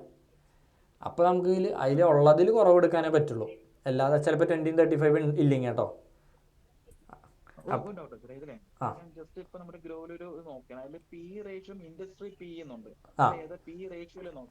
ഇൻഡസ്ട്രി പി ആണ് ഞാൻ നേരത്തെ ഈ ടോട്ടൽ ആ കമ്പനിയുടെ സെഗ്മെന്റ് ഉണ്ടാവും. ഇപ്പോൾ EV എന്ന് പറഞ്ഞു, അപ്പോൾ EV ആണ് ആ സെഗ്മെന്റ്. അപ്പോൾ ആ സെഗ്മെന്റിന്റെ ആവറേജ് പി റേഷ്യോ ആണ് ഇൻഡസ്ട്രിയൽ പി റേഷ്യോ എന്ന് പറയുന്നത്, ആവറേജ്. അപ്പോൾ ആ പെർട്ടിക്കുലർ ടാറ്റ മോട്ടോഴ്സ് എന്നുള്ള കമ്പനിയുടെ EV സെഗ്മെന്റിന്റെ പി റേഷ്യോ ചിലപ്പോൾ 40 ആണെന്ന് വിചാരിക്കുക. അപ്പോൾ ടാറ്റ മോട്ടോഴ്സ് എന്ന കമ്പനിയുടെ, അതും ഒരു EV കമ്പനി തന്നെയാണ്, ഇപ്പോൾ അതിൻ്റെ പി റേഷ്യോ 30 ആണെന്ന് വിചാരിക്കുക. അപ്പോൾ ഇതെന്താ, ഇൻഡസ്ട്രിയൽ ആവറേജ് വെച്ച് നോക്കുമ്പോൾ കുറവാണ്. അപ്പോൾ റൈറ്റ് ടൈം ടു ബൈ ആണത്. മറിച്ച് അത് 30-ന് പകരം അതൊരു 50-ൽ നിൽക്കാൻ നിൽക്കുക. അപ്പോൾ ഇൻഡസ്ട്രിയൽ പി റേഷ്യോനെക്കാട്ടിയും കൂടിയിട്ടാണ് നിൽക്കുന്നത്. It's not right time to buy. Okay, അത് ഇത് വെച്ച് മാത്രമല്ല ജഡ്ജ് ചെയ്യുക, ഇതും ജഡ്ജ് ചെയ്യാനുള്ള ഒരു ക്രൈറ്റീരിയ ആണ്. ഓക്കെ, അല്ല EPS എന്തായിരുന്നു, ഏണിങ്സ് പെർ ഷെയർ ആണ്. നമ്മൾ ക്ലാസ്സിലത്തെ കുറച്ച് കുട്ടികൾക്ക് പ്രോഫിറ്റ് ഡിവൈഡ് ചെയ്ത് കൊടുത്തപ്പോൾ ഓരോരുത്തർക്ക് എത്ര പ്രോഫിറ്റ് കിട്ടി, അതാണ് ഏണിങ്സ് പെർ ഷെയർ. അതായത് ഒരു ഷെയറിൻ്റെ മുകളിൽ ആ സ്റ്റോക്ക് ആ ഒരു ഷെയറിൻ്റെ മുകളിൽ നമ്മൾ ഉണ്ടാക്കിയ ലാഭം, അത് ഹോൾഡ് ചെയ്തുകൊണ്ട് നമുക്ക് കിട്ടിയ ലാഭം എന്ന് വേണമെങ്കിൽ പറയാം. അപ്പോൾ ആ EPS ഈ ഇക്വേഷനിലേക്ക് കൊണ്ടുപോകണം. Share price divide by earnings per share. അപ്പം കിട്ടുന്ന ആ ഒരു റേഷ്യോ ആണ് ശരിക്കും PE ratio. Share price divided by earnings per share ആണ് PE റേഷ്യോ. PE റേഷ്യോ കിട്ടണമെങ്കിൽ ഇത് വേണമെന്നുള്ളൂ. EPS എല്ലാം EPS നമുക്ക് എന്തെങ്കിലും ഒരു സ്കെയിൽ ഉണ്ടോ? അത് ഇന്നതിന്റെ കൂടുതലായിരിക്കും ഇന്ന താഴെയായിരിക്കും അങ്ങനെ വല്ലതും ഉണ്ടോ? അങ്ങനെയൊന്നുമില്ലല്ലോ. അങ്ങനത്തെ സ്കെയില് ഇല്ല, അത് ഓരോ ഷെയറിനനുസരിച്ച് മാറി വരും. എന്നാലും അത് നമുക്ക് അങ്ങനെ സ്കെയിൽ ചെയ്ത് പറയാൻ പറ്റില്ല, അത് ഷെയർ ടു ഷെയർ ഭയങ്കരമായിട്ട് മാറും. പക്ഷേ ഇതിന് സ്കെയിലുണ്ട് PE റേഷ്യോന്. ആ പിന്നെ പോർട്ട്ഫോളിയോ അറിയാലോ. പോർട്ട്ഫോളിയോ ഉദ്ദേശിക്കുന്നത് നമ്മുടെ ഒരു ബാസ്ക്കറ്റാണെന്ന് വിചാരിക്കുക. നമ്മൾ ഇൻവെസ്റ്റ്മെൻറ്റ്സ് മൊത്തം പറയുന്ന ഒരു സംഭവം. അപ്പോൾ അതിൽ സ്റ്റോക്സ് ഉണ്ടാവും, മ്യൂച്വൽ ഫണ്ട്സ് ഉണ്ടാവും, ഗോൾഡ് ഉണ്ടാവും, സിൽവർ ഉണ്ടാവും, എല്ലാതും ഉണ്ടാവും.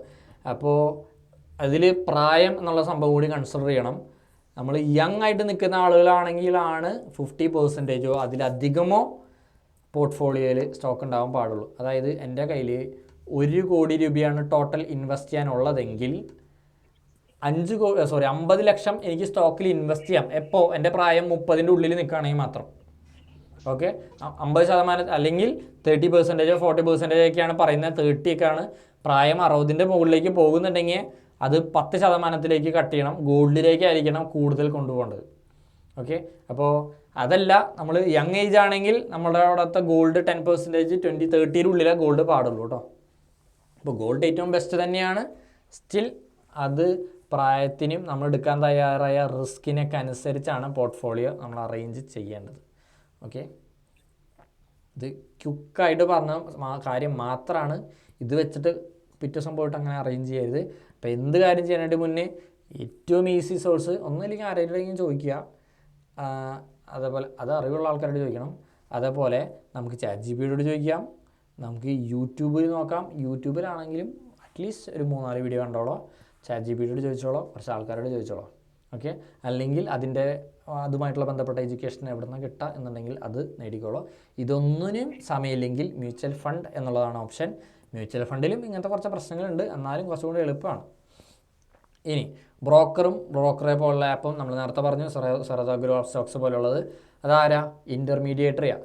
എനിക്ക് നേരിട്ട് NSE-ന്നും BSE-ന്നും പോയിട്ട് വാങ്ങാൻ പറ്റില്ല. അപ്പോൾ ഞാൻ സറോദ അല്ലെങ്കിൽ അപ്സ്റ്റോക്സ് എന്നുള്ള കാരിയർ യൂസ് ചെയ്യുന്ന ഇടയിൽ നിൽക്കുന്ന ഒരാൾ. അപ്പോൾ അവർ നമുക്ക് വാങ്ങിത്തരുന്ന പോലെയല്ല, എന്നാലും അവിടെ ഇടയിലുണ്ട്. അപ്പോൾ നമ്മളത് പ്ലാറ്റ്ഫോം യൂസ് ചെയ്യുന്ന കാരണം കൊണ്ട് നമുക്ക് അവിടെ ബ്രോക്കറേജ് കൊടുക്കേണ്ടി വരും. ഓക്കെ, 20 റുപ്പീസാണ് ബ്രോക്കറേജ് വരാം. ഇപ്പോൾ ബ്രോക്കറേജ് അവർ ഇല്ല എന്ന് പറഞ്ഞതായിരിക്കും. നമ്മൾ 0 ബ്രോക്കറേജ് എന്ന് പറഞ്ഞിട്ട് നമ്മൾ എടുത്തു. ഇപ്പോൾ സറോദയിൽ സ്വിംഗ് ട്രേഡിന് എനിക്ക് തോന്നുന്നു 0 ബ്രോക്കറേജ് ആണെന്ന് തോന്നുന്നു. ബ്രോക്കറേജ് ആണ് ഇല്ലാത്തത്, പക്ഷേ ടാക്സും അത് ഇതൊക്കെ ആയിട്ട് അത്യാവശ്യം എമൗണ്ട് വരും. അപ്പോൾ 1 ലക്ഷത്തിന് നമ്മൾ സ്റ്റോക്ക് വാങ്ങിച്ചു കഴിഞ്ഞാൽ എനിക്ക് തോന്നുന്നു 100-150 രൂപയൊക്കെ ആയിട്ട് ഒരു എമൗണ്ട് നമുക്ക് സ്പെൻഡ് ചെയ്യേണ്ടി വരും. പല ടാക്സുകളുണ്ടാവും, സ്റ്റാമ്പ് ഡ്യൂട്ടി, ആ ഡ്യൂട്ടി, ഈ ഡ്യൂട്ടി എന്നൊക്കെ പറഞ്ഞിട്ട്. ബ്രോക്കറേജ് ശരിക്കും വലിയ എമൗണ്ട് അല്ല, 20 രൂപയാണ് ബ്രോക്കറേജ് വരുന്നുള്ളൂ. അതല്ല അവിടുത്തെ മേജർ എക്സ്പെൻസ്, ബാക്കി ടാക്സും കാര്യങ്ങളാണ്. ഇപ്പോൾ നമ്മൾ 10 ലക്ഷത്തിന് സ്റ്റോക്ക് വാങ്ങിച്ചാലും ബ്രോക്കറേജ് 20 ഉണ്ടാവുള്ളൂ, 1 കോടിക്ക് സ്റ്റോക്ക് വാങ്ങിച്ചാലും ബ്രോക്കറേജ് 20 ഉണ്ടാവുള്ളൂ. പക്ഷേ ബാക്കി ടാക്സ് വരും, അത് നല്ലോണം ഉണ്ടാവും. 1000, 2000, 3000. ബ്രോക്കറേജ് ഉള്ള ഇതുണ്ടല്ലോ, അവർക്ക് ഈ പറഞ്ഞ പോലത്തെ ഈ ബാക്കിയുള്ള ടാക്സും കാര്യങ്ങളും കാണത്തില്ല, എല്ലാം ബ്രോക്കറേജ് മാത്രമായിരിക്കും. എല്ലാവർക്കും ബ്രോക്കറേജ് ഉണ്ട്. അല്ല, ബ്രോക്കറേജ് ഉണ്ടെങ്കിലും ഇല്ലെങ്കിലും ടാക്സ് ബാക്കി കാര്യങ്ങൾ എല്ലാവർക്കും ഉണ്ടാവും കേട്ടോ, എല്ലാവർക്കും ഉണ്ടാവും. അതിലുള്ളതിൽ കുറവുള്ളതാണ് ഈ സറോദ, അപ്സ്റ്റോക്സ്, ഗ്രോ പോലുള്ളത്. പിന്നെ ഇതിൻ്റെ ഉള്ളിൽ, ഇത് ടോപ്പിക്കിന് പുറത്താണ്, അപ്പം ഇതിൻ്റെ ഉള്ളിൽ വേറെ ടീംസും കൂടി ഉണ്ട്. Brokerage full time broker, part time broker എന്ന് പറയും. ഈ സറോദ, ഗ്രോ, അപ്സ്റ്റോക്സ് എന്ന് പറയുന്നതൊക്കെ പാർട്ട് ടൈം ബ്രോക്കേഴ്സാണ്. അതിൻ്റെ അർത്ഥം അവർ പകുതി സമയമാണ് പ്രവർത്തിക്കുന്നത് എന്നല്ല, അവർ നമുക്ക് പേഴ്സണലൈസ്ഡ് സജഷൻസ് തരുന്നില്ല. ആരും സറോദയെന്ന് വിളിച്ചിട്ട് ഇന്ന സ്റ്റോക്ക് അടിപൊളിയാണ്, ഇത് വാങ്ങാനുള്ള ഒരു സ്ഥലത്താണ് നിൽക്കുന്നത്, വേണമെങ്കിൽ കുറച്ച് സ്റ്റോക്സ് വാങ്ങിക്കോളൂ എന്ന് പറഞ്ഞു തരില്ല. ആരും നിങ്ങളെ വിളിക്കില്ല, ഉറപ്പായിട്ടും വിളിക്കില്ല. മറിച്ച് ജിയോജിത്ത്, മോത്തിലാൽ എന്നുള്ള ബ്രോക്കേഴ്സ് കേട്ടിട്ടുണ്ടാവും, ICICI പോലുള്ള. അപ്പോൾ അവിടേക്കാണെങ്കിൽ നമുക്ക് പേഴ്സണലൈസ്ഡ് ആയിട്ടുള്ള ആളുകളുണ്ടാവും. നമ്മുടെ ഫുൾ ഡാറ്റ അവരെടുത്ത് എൻ്റെ ഫ്രണ്ട് ജിയോജിത്തിൽ ഇറക്കിയിട്ടുണ്ട്. അപ്പോൾ അവൻ്റെ കയ്യിൽ കുറേ ഡാറ്റ, ഞാൻ വെറുതെ പറഞ്ഞല്ലോ കേട്ടോ, ശരിക്കും ഇറക്കിയിട്ടുണ്ട്. അപ്പോൾ അവൻ്റെ കയ്യിൽ കുറേ ജിയോജിത്ത് അക്കൗണ്ടുകളുടെ ഡാറ്റ ഉണ്ട്. ആ ജിയോജിത്ത് ബ്രോക്കർ അക്കൗണ്ടുകളിൽ എത്ര പൈസ അവിടെ എടുക്കുന്നുണ്ടെന്ന് അറിയാം. അപ്പോൾ ഫ്രീ ആയിട്ട് എടുക്കുന്ന മണി എത്ര ഉണ്ടെന്ന് അവർക്കറിയാം. അപ്പോൾ അവൻ എന്താ ചെയ്യുക, ഇന്ന ഒരാളെ വിളിക്കും, ദീപാവലി ആയിട്ട് മഹീന്ദ്രയുടെ സെയിൽസ് നല്ല രീതിയിൽ കൂടാൻ സാധ്യതയുണ്ട്. ഇപ്പോൾ ഒരു കാര്യം ചെയ്യും, സാറ് മഹീന്ദ്രയുടെ സ്റ്റോക്ക് ഒരു 10 ലക്ഷം രൂപയ്ക്ക് വാങ്ങിച്ചോ എന്ന് വിളിച്ച് പറയും.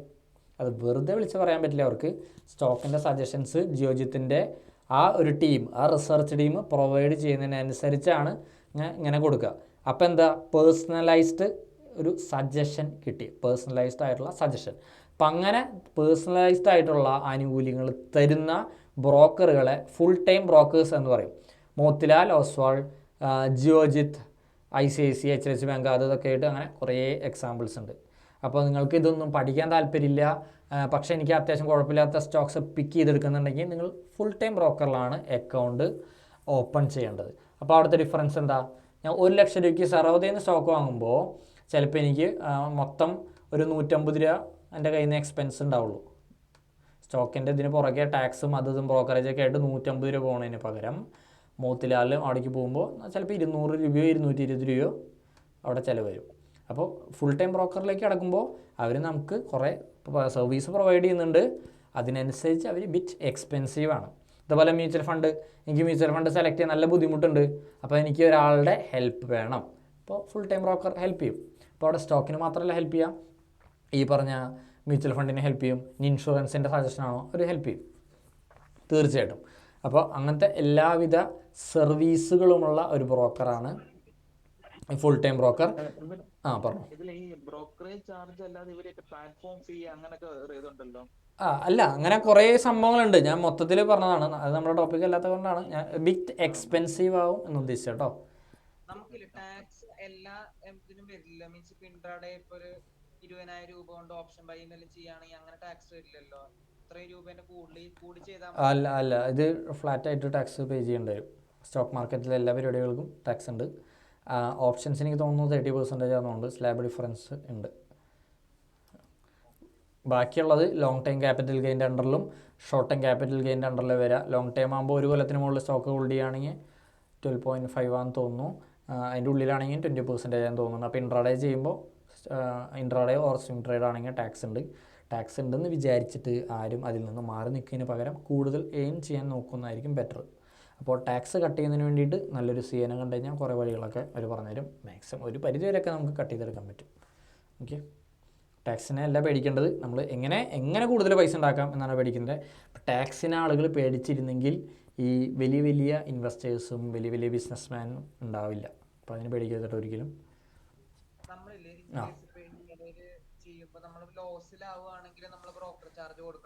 എന്തായാലും കൊടുക്കേണ്ടി വരും.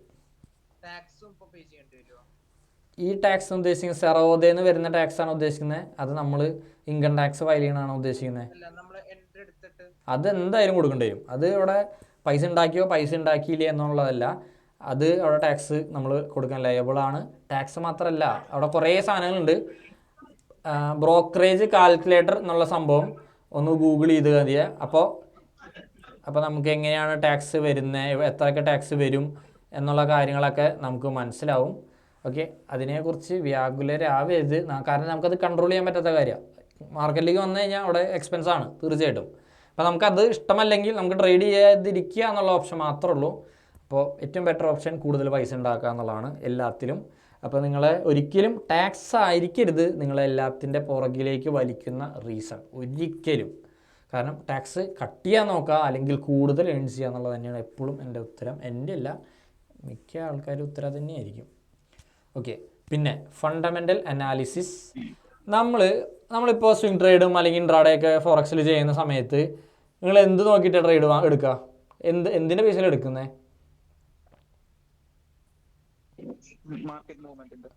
മാർക്കറ്റ് മൂവ്മെന്റ് എന്താ നോക്കുന്നത്? ചാർട്ടല്ലേ? ഫോറക്സിൽ ന്യൂസും കാര്യങ്ങളും, ഫോറക്സിലുണ്ട് ഫണ്ടമെന്റൽസ് ഇല്ലേ, ഒരു രാജ്യത്തിൻ്റെ എക്കോണമി എന്നുള്ള രീതിയിലുണ്ടാവും. പിന്നെ പല ന്യൂസുകളുണ്ടാവും. ചിലപ്പോൾ അവിടുത്തെ ജോബിൻ്റെ അതിൻ്റെ പേരെന്തായിരുന്നു, ഒരു ന്യൂസ് NFA എന്തൊരു ന്യൂസ് വരില്ല ജോബിനെ പറ്റിയിട്ട്, NFP നോൺ ഫാം പേറോള് അത് ഇതെന്നൊക്കെ ഉണ്ട്. അങ്ങനെ കുറേ സാധനങ്ങൾ, അതൊക്കെ ഫണ്ടമെൻ്റൽ സൈഡിലാണ് അതിൻ്റെ വരിക. ടെക്നിക്കൽ സൈഡ് എന്ന് പറയുമ്പോൾ എന്താ വരിക, ചാർട്ടാണ് പ്യുവറായിട്ട് വരിക. ചാർട്ട്, ഇൻഡിക്കേറ്റർ അത് ഇതൊക്കെ പറഞ്ഞിട്ട് സ്ട്രാറ്റജീസ് അതൊക്കെ. അപ്പം ചാർട്ടിനെ ബേസ് ചെയ്തിട്ട് സ്റ്റോക്ക് മാർക്കറ്റിൽ ചാർട്ടിനെ ബേസ് ചെയ്തിട്ടുള്ള അനാലിസിസിനെ പറയുന്ന പേരാണ് ടെക്നിക്കൽ അനാലിസിസ്. ടെക്നിക്കൽ. ഓക്കെ, അപ്പോൾ ഞാനൊരു ഇൻട്രാഡേ ട്രേഡർ ആണെങ്കിൽ ന്യൂസ് നോക്കും, പക്ഷേ എനിക്ക് തോന്നുന്നു കൂടുതലും ചാർട്ട് ഒരു 80% ചാർട്ട് തന്നെയായിരിക്കും ഒരു ഷോർട്ട് ടൈം ട്രേഡറെ സംബന്ധിച്ചിടത്തോളം. ഞാൻ ഇൻട്രാഡേ സ്വിംഗ് എന്ന് പറയുന്നില്ല, ഒരു ഷോർട്ട് ടൈം ട്രേഡർ എന്നുള്ള രീതിയിൽ. ട്രേഡർ, ഇൻവെസ്റ്റർ എന്ന് പറയുമ്പോൾ കാലങ്ങളോളം സ്റ്റോക്ക് ഹോൾഡ് ചെയ്യുന്ന ആൾ. ലിറ്ററലി അവർ വിൽക്കുന്നില്ല, അവരുടെ കയ്യിൽ അത് ഇവിടെ ഉണ്ടാവും.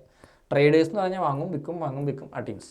ഓക്കെ, അപ്പോൾ ട്രേഡേഴ്സ് കൂടുതലും ഫോക്കസ് ചെയ്യുക ചാർട്ടിനെ ആയിരിക്കും. ഓക്കെ, ചാർട്ട് അത് ബേസ് ചെയ്തിട്ടുള്ള സ്ട്രാറ്റജീസ് ആയിരിക്കും. ചിലപ്പോൾ സപ്പോർട്ട് റെസിസ്റ്റൻസ് ആയിരിക്കാം, ചിലപ്പോൾ RBO OBO അങ്ങനെ എന്തെങ്കിലും സംഭവങ്ങളായിരിക്കാം, ചിലപ്പോൾ വേറെ പല കാര്യങ്ങളായിരിക്കാം. ഓക്കെ, അത് ഓരോരുത്തരും ഓരോത്. ഓക്കെ, അപ്പോൾ നമ്മളിപ്പോൾ ഇൻവെസ്റ്റ്മെൻറ്റ് എന്നുള്ള ടൈമിലേക്ക് കടക്കുമ്പോൾ നമുക്കവിടെ ചാർട്ടല്ല ഇമ്പോർട്ടൻറ്റ്. അവിടെ ഇമ്പോർട്ടൻ്റ് എന്താ? കമ്പനിയുടെ ഫണ്ടമെൻ്റൽസ് ആണ്, ഫണ്ടമെൻ്റൽ അനാലിസിസ് ആണ് ചെയ്യേണ്ടത് എന്ന് പറയും. അപ്പോൾ നമ്മൾ ട്രേഡ് ചെയ്യുന്ന സമയത്ത് ഫണ്ടമെൻ്റൽ അനാലിസിസ് ചെയ്തിട്ടും വലിയ കുഴപ്പമില്ല. അതായത് ഞാൻ ഇന്നിപ്പോൾ ഒരു ട്രേഡ്, ഒരു ഓപ്പർച്യൂണിറ്റി കാണുകയാണ്. ഞാൻ ഉദ്ദേശിക്കുന്നത് ഇന്ന് ഒരു ബൈ ചെയ്തിട്ട് ഒരു 10 മിനിറ്റ് ഒരു 15 മിനിറ്റ് ഹോൾഡ് ചെയ്തിട്ട് എക്സിറ്റ് ചെയ്യാനാണ്. ആ സമയത്ത് ഞാൻ കമ്പനി എന്താ ചെയ്യുന്നത്, അവർക്ക് എത്ര പ്രോഫിറ്റ് കിട്ടി, കഴിഞ്ഞ കൊല്ലം എത്ര പ്രോഫിറ്റ് ഉണ്ടാക്കി, അതിൽ വെച്ച് കമ്പയർ ചെയ്യുമ്പോൾ എന്തോരം മാറ്റമുണ്ട്, അങ്ങനെ ഒന്നും ചിന്തിക്കേണ്ട ആവശ്യമില്ല. ഞാൻ ഷോർട്ട് ടൈം പീരീഡിലേക്കാണ് ആ സ്റ്റോക്ക് വാങ്ങാനോ വിൽക്കാനോ ഉദ്ദേശിക്കുന്നതെങ്കിൽ ഞാൻ അങ്ങനത്തെ കാര്യങ്ങളെ പറ്റി ഒന്നും ചിന്തിക്കേണ്ട ആവശ്യമില്ല. ആ സമയത്ത് ഞാൻ ജസ്റ്റ് ചാർട്ട് മാത്രമേ ശ്രദ്ധിക്കേണ്ട ആവശ്യമുള്ളൂ. അത് ടെക്നിക്കൽ അനാലിസിസ്. മറിച്ച് ഞാനൊരു സ്റ്റോക്കിനെ 10 കൊല്ലത്തേക്ക് 20 കൊല്ലത്തേക്ക് 30 കൊല്ലത്തേക്ക് ഹോൾഡ് ചെയ്യാനാണ് പ്ലാൻ ചെയ്യുന്നതെങ്കിൽ ചാർട്ടിനെ മാത്രം റിലൈസ് ചെയ്താൽ പോരാ. വേറെ എന്തൊക്കെ നോക്കണം? എന്തായാലും ഐഡിയ ഉള്ളത് ഇവിടെ കുറച്ച് കാര്യങ്ങൾ എഴുതിയിട്ടുണ്ട്, നമ്മളതിലേക്ക് കടക്കാൻ പോവാണ്. ഫണ്ടമെൻ്റലി കുറേ കാര്യങ്ങൾ നോക്കണം. 2 തരത്തിൽ ഇവിടെയും ഫണ്ടമെൻ്റൽ അനാലിസിസ് ചെയ്യാം. ഒന്ന്, ഈ CA ചെയ്യുന്ന പോലെ എല്ലാ കണക്കുകളും കാര്യങ്ങളും പഠിച്ചിട്ട് അനലൈസ് ചെയ്യാം. 2, ഇതും വാരൻ ബഫറ്റ് പറഞ്ഞാൽ തോന്നുന്നുണ്ട്.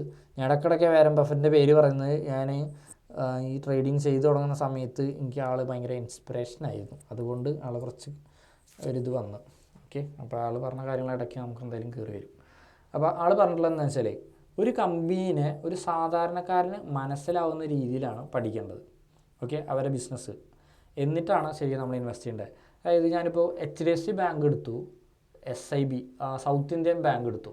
ഇപ്പോൾ എനിക്ക് വേറെ കാര്യങ്ങളൊന്നും അറിയില്ല, പക്ഷേ ഞാനതിൽ ഇൻവെസ്റ്റ് ചെയ്യണമെങ്കിൽ ഞാൻ ഒരു സാധാരണക്കാരന് മനസ്സിലാവുന്ന പോലെ പഠിക്കാമെന്ന് ഉദ്ദേശിച്ച് ഞാൻ SIBക്കും പോയി HDFCയിലേക്കും പോയി.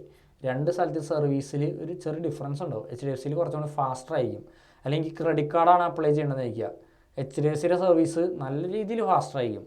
അവരെ ഈ SIB പ്രൊവൈഡ് ചെയ്യുന്ന സർവീസ് അല്ല, അല്ലെങ്കിൽ അതിനെക്കാട്ടും അടിപൊളി സർവീസായിരിക്കും ഇവർ പ്രൊവൈഡ് ചെയ്യുന്നുണ്ടാവുക. ഓക്കെ, അപ്പോൾ അങ്ങനെ വേണമെങ്കിൽ നമുക്ക് സിമ്പിളായിട്ട് നോക്കാം.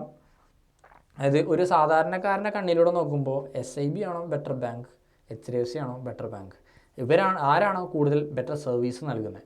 കാരണം ബെറ്റർ സർവീസ് നൽകുന്ന വ്യക്തികളാണ് ലോങ് ലാസ്റ്റ് ചെയ്ത് പോകുള്ളൂ. അപ്പോൾ അങ്ങനത്തെ ആളുകൾക്കാണ്. ഇപ്പോൾ ഞാൻ SIBനെ കുറ്റം പറയലോട്ടെ, ഒരു എക്സാമ്പിളായിട്ട് എടുത്താൽ, ഇപ്പോൾ SIBയിൽ ഞാനൊരു അക്കൗണ്ട് എടുക്കാൻ പോയി. ചിലപ്പോൾ അവർ നല്ല രീതിയിൽ എനിക്ക് പോസ്റ്റ് തരും. മറിച്ച് HDFCയിൽ ഞാൻ ഒരു അക്കൗണ്ട് എടുക്കാൻ പോയി, ഒറ്റടി 5 മിനിറ്റിൽ പരിപാടി കഴിഞ്ഞു, ഞാൻ വീട്ടിലേക്ക് എത്തി. അപ്പോൾ എനിക്കറിയാം SIBയിൽ പോയി കഴിഞ്ഞാൽ അത് കുറച്ച് സമയം എടുക്കുന്ന പരിപാടിയാണ്. HDFCയിൽ പോയി കഴിഞ്ഞാൽ ഒറ്റടിക്ക് പരിപാടി കഴിയും. അപ്പോൾ ബെറ്റർ സർവീസ് നൽകിയതാരാ? HDFC ആയിരിക്കും. അപ്പോൾ ഒരു സാധാരണക്കാരൻ്റെ കണ്ണിൽ HDFC ആണ് അടിപൊളി കമ്പനി.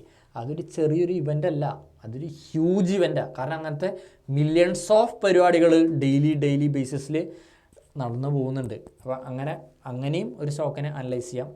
ഓക്കെ, അങ്ങനെ ഒരു ചെറിയൊരു കേസ് പറഞ്ഞതാണ്. അപ്പോൾ എനിക്ക് കുറേ എക്സാമ്പിൾസ് പറയാനുള്ള സമയപരിധിയും കൂടി ഉണ്ട്. അപ്പോൾ അതും കൂടി വിചാരിക്കാം.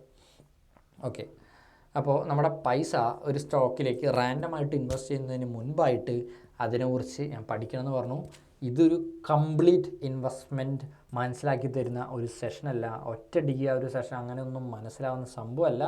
എന്നാലും നമ്മൾ കുറച്ച് കാര്യങ്ങൾ അറിഞ്ഞിരിക്കാൻ വേണ്ടിയിട്ട് അതിലേക്ക് ഒരു ചെറിയ ഒരു കാൽവയ്പ് എന്നുള്ള രീതിയിൽ മാത്രം എടുക്കുക. ഓക്കെ, ഇത് കുറച്ച് ഞാൻ പറയുകയാണെങ്കിൽ ഇൻവെസ്റ്റ്മെൻറ്റിനെ കുറിച്ച് ഒരു സ്റ്റോക്കിൽ ഇൻവെസ്റ്റ് ചെയ്യുന്നതിന് മുന്നേ എത്ര പഠിക്കുമെന്ന് വിചാരിച്ചു കഴിഞ്ഞാൽ എന്തൊക്കെയാണ് ആ ഇൻവെസ്റ്റ്മെൻറ്റ് കൊണ്ട് ഉദ്ദേശിക്കുന്നത്, എന്തൊക്കെയാണ് ഈ റേഷ്യൂസ് കൊണ്ട് ഉദ്ദേശിക്കുന്നതെന്ന് പഠിക്കാൻ തന്നെ ചിലപ്പോൾ മിനിമം ഒരു 5-6 മാസം എടുക്കും. ഓക്കെ, അപ്പോൾ ആ സംഭവം എന്തായാലും എനിക്ക് 1/2 മണിക്കൂർ കൊണ്ടോ 1 മണിക്കൂർ കൊണ്ടോ നിങ്ങൾക്ക് പറഞ്ഞു തരാൻ പറ്റില്ല. പിന്നെ എനിക്ക് ഈ സംഭവങ്ങൾ മൊത്തം മനസ്സിലായത് എനിക്ക് തോന്നുന്നൊരു 3-4 കൊല്ലം എടുത്തിട്ടാണെന്നുകൊണ്ട് എനിക്ക് ഈ സംഭവം മനസ്സിലായത്. അപ്പോൾ എനിക്ക് ഇനിയും മനസ്സിലാവാത്ത കുറേ കാര്യങ്ങളുണ്ടായിരിക്കാം. ഓക്കെ, അപ്പോൾ ഇത് പെട്ടെന്ന് മനസ്സിലാവുന്ന കാര്യമായിട്ട് വിചാരിക്കരുത്, സമയമെടുക്കും. ഓക്കെ, അപ്പോൾ ഇതിൽ നമ്മൾ ശ്രദ്ധിക്കേണ്ട കാര്യങ്ങൾ എന്തൊക്കെയാണ്? റവന്യൂം സെയിൽസും. പിന്നെ ഇതൊക്കെ എവിടെയാണ് കിട്ടാമെന്നറിയോ? അങ്ങനത്തെ കുറേ സാധനങ്ങൾ EPS, PE റേഷ്യോ, നെറ്റ് പ്രോഫിറ്റും, റവന്യൂ, സെയിൽസ്, ഇതൊക്കെ എവിടെയാണ് കിട്ടാമെന്നറിയോ? ഇതൊക്കെ അവൈലബിൾ ആവാമെന്ന് എന്തെങ്കിലും ഐഡിയ ഉണ്ടോ?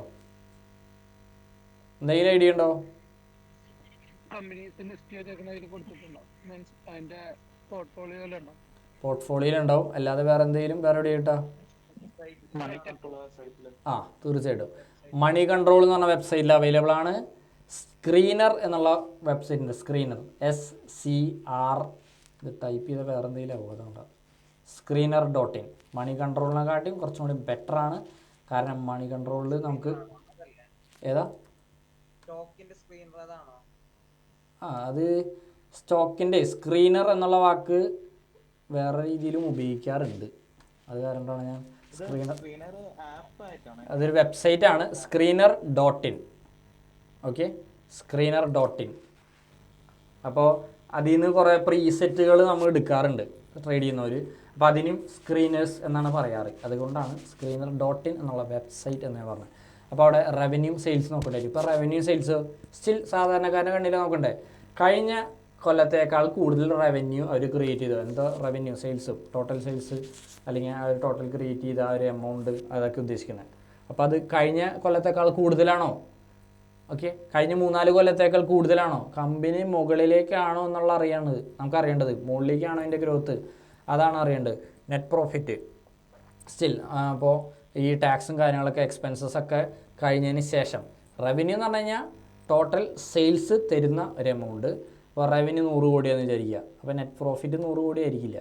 അപ്പോൾ ഈ 100 കോടിയിൽ നിന്ന് ടാക്സ് കട്ടാവും, വേറെ എന്തെങ്കിലും എക്സ്പെൻസ്, കാറ്, ഇതൊക്കെ വാങ്ങിയിട്ട് അതൊക്കെ കട്ടാവും. ലാസ്റ്റ് ചിലപ്പോൾ നെറ്റ് പ്രോഫിറ്റ് എന്ന് പറഞ്ഞാൽ ചിലപ്പോൾ 30 കോടി 40 കോടിയൊക്കെ ഉണ്ടാവുള്ളൂ. ടാക്സ് മാത്രമല്ല കേട്ടോ, കംപ്ലീറ്റ് എക്സ്പെൻസ് കട്ടായിട്ട്. അപ്പോൾ നെറ്റ് പ്രോഫിറ്റ് അതിലെന്തോരം കൂടുതൽ, എന്തോരം കൂടിയിട്ടുണ്ട്, കുറഞ്ഞിട്ടുണ്ട്, അതൊക്കെ ചെക്ക് ചെയ്യേണ്ടി. സ്റ്റിൽ എന്താ ചെക്ക് ചെയ്യേണ്ടത്? ലാസ്റ്റ് ഫ്യൂ ഇയേഴ്സിനേക്കാളും അല്ലെങ്കിൽ ലാസ്റ്റ് ഒരു 10 കൊല്ലത്തിനേക്കാളും സ്റ്റഡി ഗ്രോത്ത് തരുന്നുണ്ടോ? മുകളിലേക്കാണോ പോകുന്നത്, താഴേക്കാണോ പോകുന്നത്? സിമ്പിളായിട്ട് അത് നോക്കിയാൽ മതി. അത് സ്ക്രീനർ എന്നുള്ള വെബ്സൈറ്റ് വെച്ച് നമുക്ക് നല്ല രീതിയിൽ കമ്പാരിസൺ നടത്താൻ പറ്റും. ഇതെല്ലാം ഒറ്റയടിക്ക് അവിടെ കാണിച്ചു തരും. അതുകൊണ്ടാണ് ഏണിങ്സ് പെർ ഷെയർ നമ്മൾ നേരത്തെ പറഞ്ഞു, PE റേഷ്യോ നേരത്തെ പറഞ്ഞു, ഏണിങ്സ് പെർ ഷെയർ ഓരോ ഷെയറിൻ്റെ മുകളിലുണ്ടാക്കിയ ലാഭം. PE ratio company over valued ആണോ അണ്ടർ വാല്യൂഡ് ആണോ എന്ന് മനസ്സിലാക്കാൻ. ഓക്കെ, അപ്പോൾ എല്ലാം ഇമ്പോർട്ടൻ്റ് ആണ്. പിന്നെ ROE എന്ന് പറയും, റിട്ടേൺ ഓൺ ഇക്വിറ്റി. ഇതും നമ്മുടെ വെബ്സൈറ്റ് ഞാനൊന്ന് കാണിച്ചു തന്നാൽ മതിയോ? അതുണ്ട്, അതേ കാണിച്ചു തരാം. screener.in.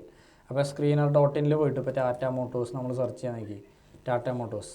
ഓക്കെ, അപ്പോൾ ഇതിൽ ഇത് കാണിക്കും മാർക്കറ്റ് ക്യാപിറ്റലൈസേഷൻ, സ്റ്റോക്കിൻ്റെ PE ഇത് ഭയങ്കര കുറവായിട്ടാണ് നിൽക്കുന്നത്. കാരണം കമ്പനി അത്യാവശ്യം നല്ല ഡൗൺ ആയിട്ട് നിൽക്കുന്നത്. അതായത് ഈ ഇൻവെസ്റ്റേഴ്സിൻ്റെ മൈൻഡ് വേറെ മൈൻഡാണ്. അതിലൊരു വേറെ ഒരു വാക്കും കൂടി ഉപയോഗിക്കും. The best time to buy a stock is when there is blood on roads. അല്ലെങ്കിൽ എന്താ പറയുക, വലിയ കൊറോണ പോലുള്ള സമയങ്ങളോ, അല്ലെങ്കിൽ വാറ് നടക്കുന്ന സമയങ്ങളോ, അല്ലെങ്കിൽ മാർക്കറ്റ് ക്രാഷായി നശിച്ച് നിൽക്കുക, എല്ലാവരും കരഞ്ഞ് നിൽക്കുന്ന സമയം ഉണ്ടാവും. അതാണ് ബെസ്റ്റ് ടൈം. ആ സമയത്ത് നമുക്ക് ഇൻവെസ്റ്റ് ചെയ്യാൻ പറ്റില്ല. നോർമൽ ആളുകളുടെ കയ്യിൽ പൈസ ഉണ്ടാവില്ല. കൊറോണ സമയത്ത് ആരെങ്കിലും ഇൻവെസ്റ്റ് ചെയ്യാൻ പൈസ ഉണ്ടായിരുന്നത്? ടാറ്റ മോട്ടോഴ്സിന് അന്ന് വല്ല 20-30 രൂപ ഉണ്ടായിരുന്നുള്ളായിരിക്കും, അല്ലെങ്കിൽ 80 രൂപ ഉണ്ടായിരിക്കുള്ളൂ. ഇപ്പോൾ എത്രയാണ് അതിൻ്റെ വില? 400 സംതിങ് ആണെന്നുണ്ട് പ്രൈസ്, 402 നിൽക്കുന്നത്. അപ്പോൾ അന്ന് ഇൻവെസ്റ്റ് ചെയ്യാൻ നമ്മുടെ കയ്യിൽ പൈസ ഇല്ല. ഓക്കെ, അപ്പോൾ ഇൻവെസ്റ്റേഴ്സ് അതാണ് വ്യത്യാസം, അവരുടെ കയ്യിൽ പൈസ ഉണ്ടായിരിക്കും. അപ്പോൾ ഇപ്പോഴും അങ്ങനത്തെ വേറൊരു കണ്ടീഷനിലാണ് നിൽക്കുന്നത്. സ്റ്റോക്കിൻ്റെ പ്രൈസ് അണ്ടർ വാല്യൂഡ് ആയിട്ടാണ് നിൽക്കുന്നത്. ഓക്കെ, നമുക്കിവിടെ സിമ്പിളായിട്ട് ഇവിടെ നോക്കാം. പിന്നെ ബുക്ക് വാല്യൂ, ഇതൊക്കെ ROE ആണ് നമ്മളിപ്പോൾ നേരത്തെ സംസാരിച്ചുകൊണ്ടിരിക്കുന്നുണ്ടായിരുന്നത്. ROE എന്ന് പറഞ്ഞു കഴിഞ്ഞാൽ ഒരു മിനിറ്റ്, ഇവിടെ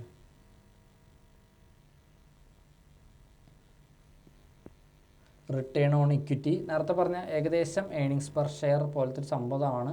അത് റവന്യൂ പെർ ബൈ സെയിൽസ് എന്നുള്ള ആ ഒരു കാൽക്കുലേഷനിലേക്ക് പോയാൽ മതി. അതിലേക്ക് ഞാൻ പോകുന്നില്ല.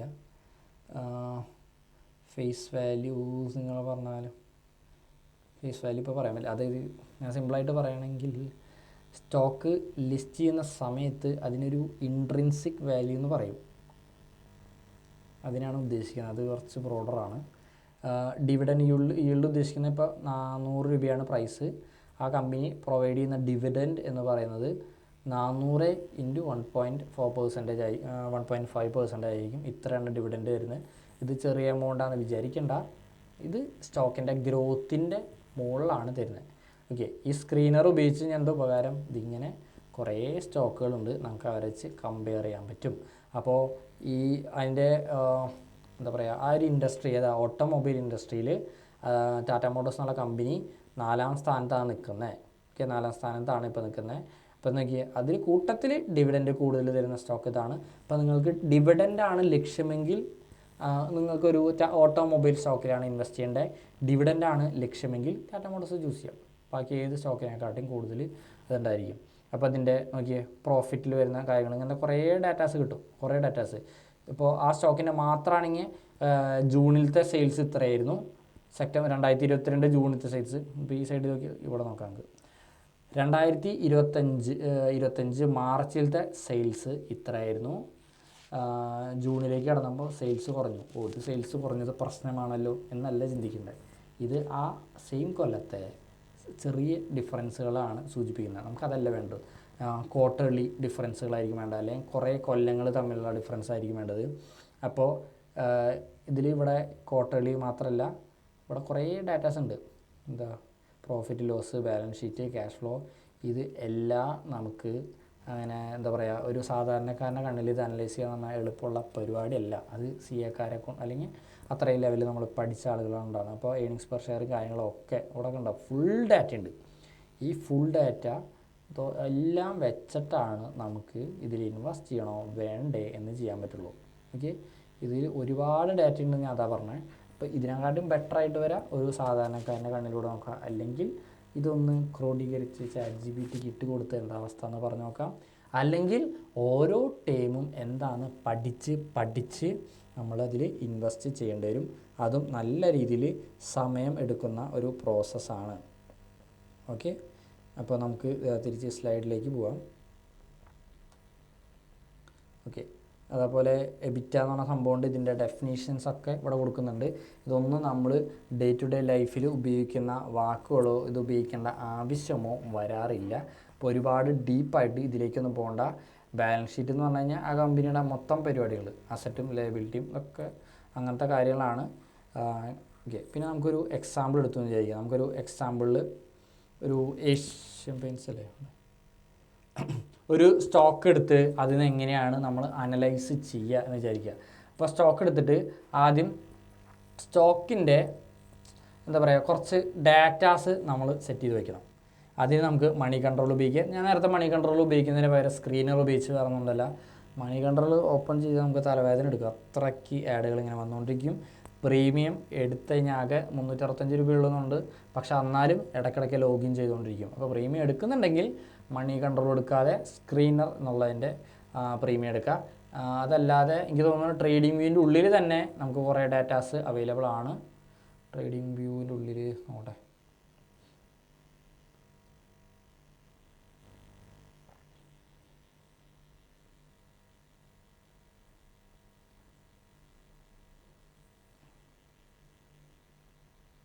ട്രേഡിംഗ് വ്യൂവിൻ്റെ ഉള്ളിലൊരു സ്ക്രീനർ ഉണ്ട്, പിന്നെ ഞാൻ നോക്കുന്നുണ്ട്.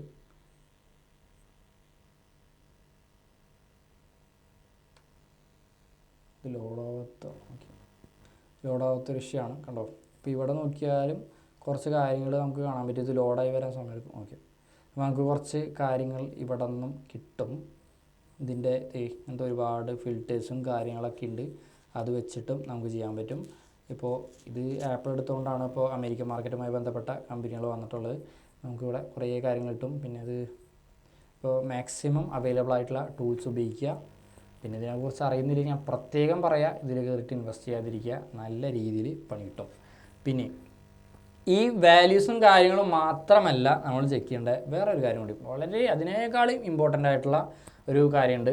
അതിൻ്റെ മാനേജ്മെൻറ്റിനെ കുറിച്ച് പഠിക്കേണ്ടി വരും. അതായത് അവിടെയുള്ള ഇപ്പോൾ വന്ന സിഇഒയ്ക്ക് മുന്നുള്ള സിഇഒയ്ക്ക് പകരം പുതിയ സിഇഒനെ വെക്കാനുള്ള കാരണം, ചിലപ്പോൾ പുതിയ സിഇഒ എന്തെങ്കിലും തട്ടിപ്പും വെട്ടിപ്പൊക്കെ നടത്തിയിട്ടുണ്ടാവും, അതിന് പകരമായിരിക്കും പുതിയ സിഇഒ വന്നിട്ടുണ്ടാവുക. ചിലപ്പോൾ കമ്പനി 10-40 വർഷം എക്സ്പീരിയൻസ് ഉള്ള ഒരു CA ഒഴിവാക്കിയിട്ട് 25 വയസ്സ് 30 വയസ്സുള്ള ഒരു CA കൊണ്ടുവച്ചിട്ടുണ്ടാവും. അപ്പോൾ അതൊരു നെഗറ്റീവ് ന്യൂസാണ്.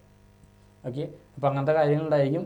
പിന്നെ കമ്പനി അവരുടെ പ്രോഫിറ്റും കാര്യങ്ങളും എന്തിനു വേണ്ടിയിട്ടാണ് ഉപയോഗിക്കുന്നത്, അവർ R&Dക്ക് വേണ്ടി റിസർച്ച് ആൻഡ് ഡെവലപ്മെൻറ്റിന് വേണ്ടിയിട്ട് ഉപയോഗിക്കുന്നുണ്ടോ, അത് അവർ വെറുതെ പൈസ ശേഖരിച്ച് വെക്കുകയാണോ, അല്ലെങ്കിൽ അവർ എന്തെങ്കിലും ആ കമ്പനിയിൽ എന്തെങ്കിലും സ്കാമുകൾ നടക്കുന്നുണ്ടോ. അപ്പോൾ അദാനി പോലുള്ള കമ്പനികൾ ഇൻവെസ്റ്റ് ചെയ്യുമ്പോൾ സൂക്ഷിക്കുക. അദാനി എന്നുള്ള കമ്പനി നല്ല രീതിയിൽ പ്രോഫിറ്റുകൾ തരാറുണ്ട്, നല്ല രീതിയിൽ മുകളിലേക്കും നല്ല രീതിയിലേക്ക് താഴത്തേക്കും പോരാറുണ്ട്. പക്ഷേ മിക്കവാറും ആളുകൾ അതിൽ ഇൻവെസ്റ്റ് ചെയ്യുന്നത് റെക്കമെൻഡ് ചെയ്യാറില്ല. കാരണം നല്ല റിസ്ക്കുള്ള കമ്പനിയാണ്. ഇടയ്ക്കിടയ്ക്ക് ഓരോ റിപ്പോർട്ട് സ്കാമുകളൊക്കെ വരുന്നതുകൊണ്ട് ഇപ്പോൾ ഹൈ റിസ്ക് എന്നുള്ള സംഭവങ്ങളൊക്കെ ഒഴിവാക്കേണ്ടി വരും. കമ്പനിയുടെ 5 കൊല്ലം 10 കൊല്ലം അപ്പുറത്തേക്കുള്ള പ്ലാനുകൾ, ഫ്യൂച്ചർ പ്ലാനുകൾ എന്താണ്. ഇപ്പോൾ ടാറ്റ മോട്ടോഴ്സ് എന്നുള്ള കമ്പനി ഞാനെടുത്തു, മഹീന്ദ്ര എന്നുള്ള കമ്പനി എടുത്തു. രണ്ടും ഇപ്പോൾ EVയിൽ ഫോക്കസ് ചെയ്യുന്നുണ്ട്. പക്ഷെ മഹീന്ദ്ര അടുത്ത ഒരു കൊല്ലം 2 കൊല്ലം അപ്പുറത്തേക്ക് അവർ ആ EVയിൽ AI ഇമ്പോർട്ടൻസ് വളരെയധികം കൂട്ടാനാണ് ഉദ്ദേശിക്കുന്നത്. ടാറ്റ മോട്ടോഴ്സ് ആണെങ്കിലോ AI എന്നുള്ള സംഭവം ഉപയോഗിക്കാൻ ഉദ്ദേശിക്കുന്നില്ല 2-3 കൊല്ലത്തിൻ്റെ അപ്പുറത്തേക്ക്. അപ്പോൾ അങ്ങനെയാണെങ്കിൽ ഫ്യൂച്ചറിസ്റ്റിക്കലി നോക്കുകയാണെങ്കിൽ മഹീന്ദ്രയാണ് ഇവിടെ ബെറ്റർ ആയിട്ടുള്ള പരിപാടികൾ ചെയ്യുന്നത്. ഓക്കെ, അങ്ങനെ പറഞ്ഞ കണക്കുകളും കാര്യങ്ങളും കൊണ്ട് മാത്രമായിരിക്കും നോക്കേണ്ടത്. സിമ്പിളായിട്ടുള്ള ഒരു കണ്ണിലൂടെ, പ്ലെയിൻ ആയിട്ടുള്ള ഒരു കണ്ണിലൂടെയാണ് കുറേ കാര്യങ്ങൾ നോക്കേണ്ടത്. അപ്പോൾ അങ്ങനെ നോക്കേണ്ടി വരും. പിന്നെ ഈ ട്രസ്റ്റഡ് ബ്രാൻഡ് എന്നുള്ള ഒരു സംഭവം, അത് ടാറ്റ എന്നുള്ള സംഭവത്തിനുള്ള ഒരു പരിപാടിയാണ്. ട്രസ്റ്റ്, ടാറ്റ നമ്മളെ ചതിക്കില്ല എന്നുള്ളൊരു സംഭവമുണ്ട്. അപ്പോൾ അത് അദാനി, ഇപ്പോൾ ഒരു സ്റ്റോക്ക് അദാനി പവർ വന്നു, ടാറ്റ പവർ വന്നു, അദാനി പവർ വന്നു, ടാറ്റ പവർ വന്നു. ട്രസ്റ്റ് വെച്ച് നോക്കുമ്പോൾ ആരൊക്കെ, ടാറ്റയ്ക്കാണ് ട്രസ്റ്റ് ഉള്ളത്, അദാനിക്ക് അവിടെ ട്രസ്റ്റ് ഇല്ല. അപ്പോൾ അദാനി ഒഴിവാക്കും, ടാറ്റ ആയിരിക്കും എടുക്കുക. അപ്പോൾ അവിടെ ട്രസ്റ്റ് നോക്കേണ്ടി വരും. എത്തിക്കൽ മാനേജ്മെൻറ്റ്, സ്കാം എന്നുള്ള സംഭവം കൂടി അവിടെ നോക്കേണ്ടി വരും. മാനേജ്മെൻറ്റ് എന്തെങ്കിലും പരിപാടികൾ ചെയ്യേണ്ടതെന്ന് അത് നമ്മൾ കുറേയൊക്കെ സെറോദ കാര്യങ്ങൾ നോക്കേണ്ടി വരും, കുറേയൊക്കെ യൂട്യൂബിൽ നോക്കേണ്ടി വരും.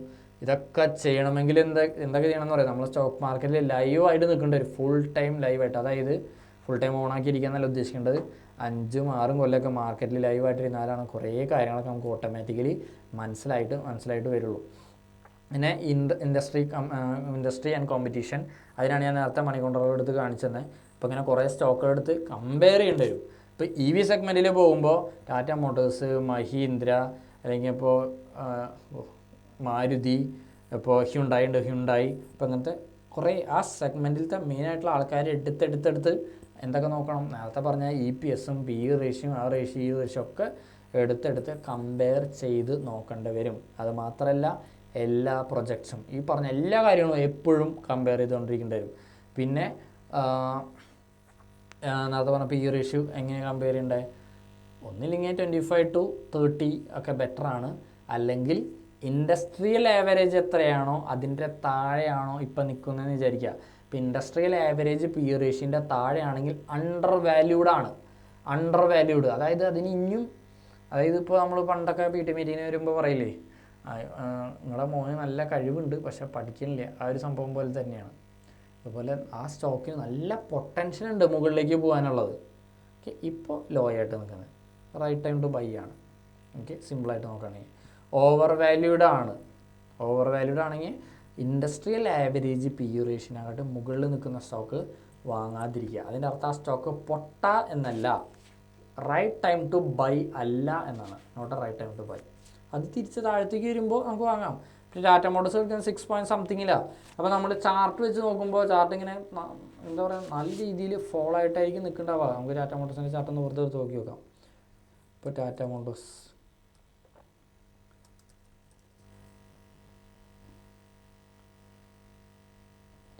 നോക്കിയാൽ നല്ല രീതിയിൽ ഇടിഞ്ഞിട്ടാണ് നിൽക്കുന്നത്, നല്ല രീതിയിൽ എന്ന് പറയുമ്പോൾ എത്ര പെർസെൻറ്റേജ് ഫോളോ ആയി നോക്കിയാൽ മതി. ഇവിടെയായിരുന്നു അതിൻ്റെ ഓൾ ടൈം ഹൈന്ന് ഇപ്പോൾ ഒരു 44.75% ഇടിഞ്ഞിട്ട് നിൽക്കുന്നത്.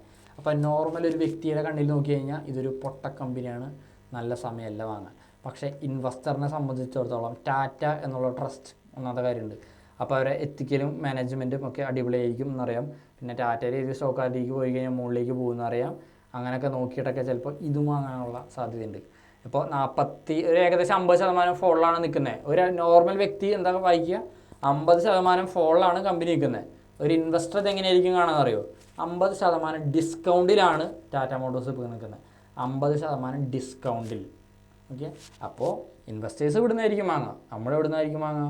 മാർക്കറ്റ് ആകാശത്തേക്ക് എത്തിയിട്ട് ഇപ്പോൾ സ്റ്റോക്ക് മുകളിലേക്കാണ് പോകുന്നതെന്ന് വിചാരിച്ചിട്ട് വാങ്ങുക. അപ്പോൾ അതിനെ എഫക്റ്റ് ചെയ്യുന്നത് നമ്മുടെ അറിവുകൾ മാത്രമല്ല, പൈസ എന്നുള്ള ധൈര്യം. നമ്മുടെ കയ്യിൽ ഒരുപാട് പൈസ ഉണ്ടെങ്കിൽ ധൈര്യമായിട്ട് ഇൻവെസ്റ്റ് ചെയ്യാൻ പറ്റും. നമ്മുടെ കയ്യിൽ ഒരുപാട് പൈസ ഇല്ലെങ്കിൽ നമുക്ക് ചിലപ്പോൾ പേടിക്കേണ്ടി വരും. അപ്പോൾ അവിടെ എന്തായാലും റിസ്ക് ഫാക്ടറാണ്. നമ്മുടെ പൈസ മൊത്തം അവിടെ കൊണ്ടിട്ട് കഴിഞ്ഞാൽ പൈസ ലോക്കാവും എന്നുള്ളൊരു പ്രശ്നം കൂടിയുണ്ട്. അപ്പോൾ ഉള്ള പൈസ മൊത്തം ഒരിക്കലും സ്റ്റോക്കിൽ മാത്രം കൊണ്ടിടരുത്. ഓക്കെ, ഇത് എക്സാമ്പിളായിട്ട് മാത്രം കരുതുക.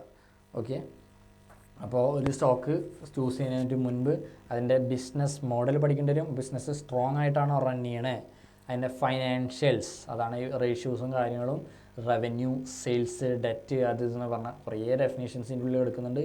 അതൊക്കെ പഠിക്കേണ്ടി വരും. മാർക്കറ്റ് ലീഡർ ആണോ എന്ന് ചെക്കേണ്ടി വരും. ഇപ്പോൾ എല്ലാ സ്റ്റോക്കും മാർക്കറ്റ് ലീഡർ ആവേണ്ട ആവശ്യമൊന്നുമില്ല, എന്നാലും പറയാം. കാരണം ഇപ്പോൾ അത് അങ്ങോട്ടും ഇങ്ങോട്ടൊക്കെ മാറിയൊക്കെ വരും. അതൊന്നുമല്ല ശരിക്കുള്ള പ്രശ്നം, ബാക്കിയുള്ള കാര്യങ്ങളാണ്. ഓക്കെ, മാർക്കറ്റ് ലീഡർ ആവാൻ സാധ്യതയുള്ള സ്റ്റോക്കിനെ പിക്ക് ചെയ്താൽ മതി. ഓക്കെ, മാർക്കറ്റ് ലീഡർ ഇപ്പോൾ ആവണമെന്നില്ല, ഭാവിയിലെ മാർക്കറ്റ് ലീഡറിനെ പിക്ക് ചെയ്താൽ മതി. അപ്പോൾ ഇത് മറ്റേ ബിയറേഷൻ്റെ ബേസ് ഇയറിലാണ്. ഇപ്പോൾ ഇത്തിരി എക്സ്പെൻസീവായിട്ട് നിൽക്കുകയാണെന്ന് വിചാരിക്കുക. ഇപ്പോൾ നേരത്തെ പറഞ്ഞ പോലെ ടാറ്റ മോട്ടോഴ്സ് ഇപ്പോൾ അത്യാവശ്യം ഡിസ്കൗണ്ടിലാണ് നിൽക്കുന്നത്. അപ്പോൾ നമ്മൾ ഒരു ഇൻവെസ്റ്ററെ സംബന്ധിച്ചിടത്തോളം റൈറ്റ് ടൈം ടു ബൈ ആണ്. ഇനി ആ ഇൻവെസ്റ്റർക്ക് ഈ സ്റ്റോക്ക് ഇവിടെ നിന്ന് മിസ്സായി എന്ന് വിചാരിക്കുക, എന്നിട്ട് ഇവിടെ എത്തിയെന്ന് വിചാരിക്കുക. അപ്പോൾ ഇതിൻ്റെ പി റേഷ്യോ കൂടിയിട്ടുണ്ടാവും. സ്റ്റോക്ക് തിരിച്ച് മോളിൽ കയറുമ്പോൾ പി റേഷ്യോ അതേപോലെ കൂടിട്ടോ, പി റേഷ്യോ കൂടിയിട്ടുണ്ടാവും. അപ്പോൾ അതിനർത്ഥം ഇതും വാങ്ങണ്ടെന്ന് മാത്രമല്ല, ഒരു ഇൻവെസ്റ്ററെ സംബന്ധിച്ചിടത്തോളം ഇവിടെ നിന്ന് വാങ്ങാം, ഇത് കൂടുതലാണ്. കാരണം ഈ സ്റ്റോക്കിന് മുകളിലേക്ക് പോകാനുള്ള പൊട്ടൻഷ്യൽ ഉണ്ടെന്ന് മനസ്സിലാക്കുകയാണെങ്കിൽ വാങ്ങാം. അപ്പോൾ ഇൻ കേസ് ആ സ്റ്റോക്ക് താഴത്തേക്ക് വന്നാൽ എന്താ ചെയ്യേണ്ടത്? ഞാൻ ഇവിടെ നിന്ന് വാങ്ങി, ഞാനൊരു ഇൻവെസ്റ്ററാണ് കേട്ടോ, ഇൻവെസ്റ്റർ ലോങ് ടൈം. ഞാൻ ഇവിടെ നിന്ന് വാങ്ങിയതിന് ശേഷം സ്റ്റോക്ക് താഴത്തേക്ക് വീണു തുടങ്ങി. അപ്പോൾ എന്തായിരിക്കും ചെയ്യുക? നിങ്ങളാണെങ്കിൽ എന്തായിരിക്കും ചെയ്യുക? കുറച്ച് കൂടുതൽ ബൈ ചെയ്ത് വെക്കും. തീർച്ചയായിട്ടും സ്റ്റോക്ക് നമ്മുടെ പോർട്ട്ഫോളിയോയിൽ ആഡ് ചെയ്തുകൊണ്ടിരിക്കേണ്ടതായിരിക്കും. ആവറേജ് ചെയ്യാന്ന് വേണമെങ്കിൽ യൂസ് ചെയ്യാം. അപ്പോൾ സ്റ്റോക്കിൻ്റെ ക്വാണ്ടിറ്റി കൂട്ടി എന്താ കാരണം, ഞാൻ ഇവിടെ നിന്ന് നേരത്തെ വാങ്ങിച്ചേ, ഇവിടെ 50 രൂപ 100 രൂപയിൽ വാങ്ങിയ സ്റ്റോക്ക് 50 രൂപയ്ക്ക് എത്തി. അപ്പോൾ എനിക്ക് ഡിസ്കൗണ്ടിലാണ് ഇത് കിട്ടുന്നത്, ഡിസ്കൗണ്ട് പ്രൈസിൽ കിട്ടുന്നത്. ഞാൻ വീണ്ടും ആഡ് ചെയ്തുകൊണ്ടിരിക്കുക ക്വാണ്ടിറ്റി. ഒരു ഇൻവെസ്റ്റർ ആണെങ്കിൽ അങ്ങനെയാണ് ചെയ്യുന്നത്. ഓക്കെ, ഇപ്പോൾ നമ്മൾ സ്വിസ്ലോൺ എന്നുള്ള സ്റ്റോക്ക് ഉണ്ടല്ലോ, സ്വിസ്ലോൺ. ഇതെനിക്ക് ഒരു ഷോർട്ടായിട്ടുള്ളൊരു കഥ ഞാനിവിടെ പറയുന്നുണ്ട്, ഇതും കൂടി ഒന്ന് സഹിക്കുക, അത് കഴിഞ്ഞാൽ നമുക്ക് നിർത്താം.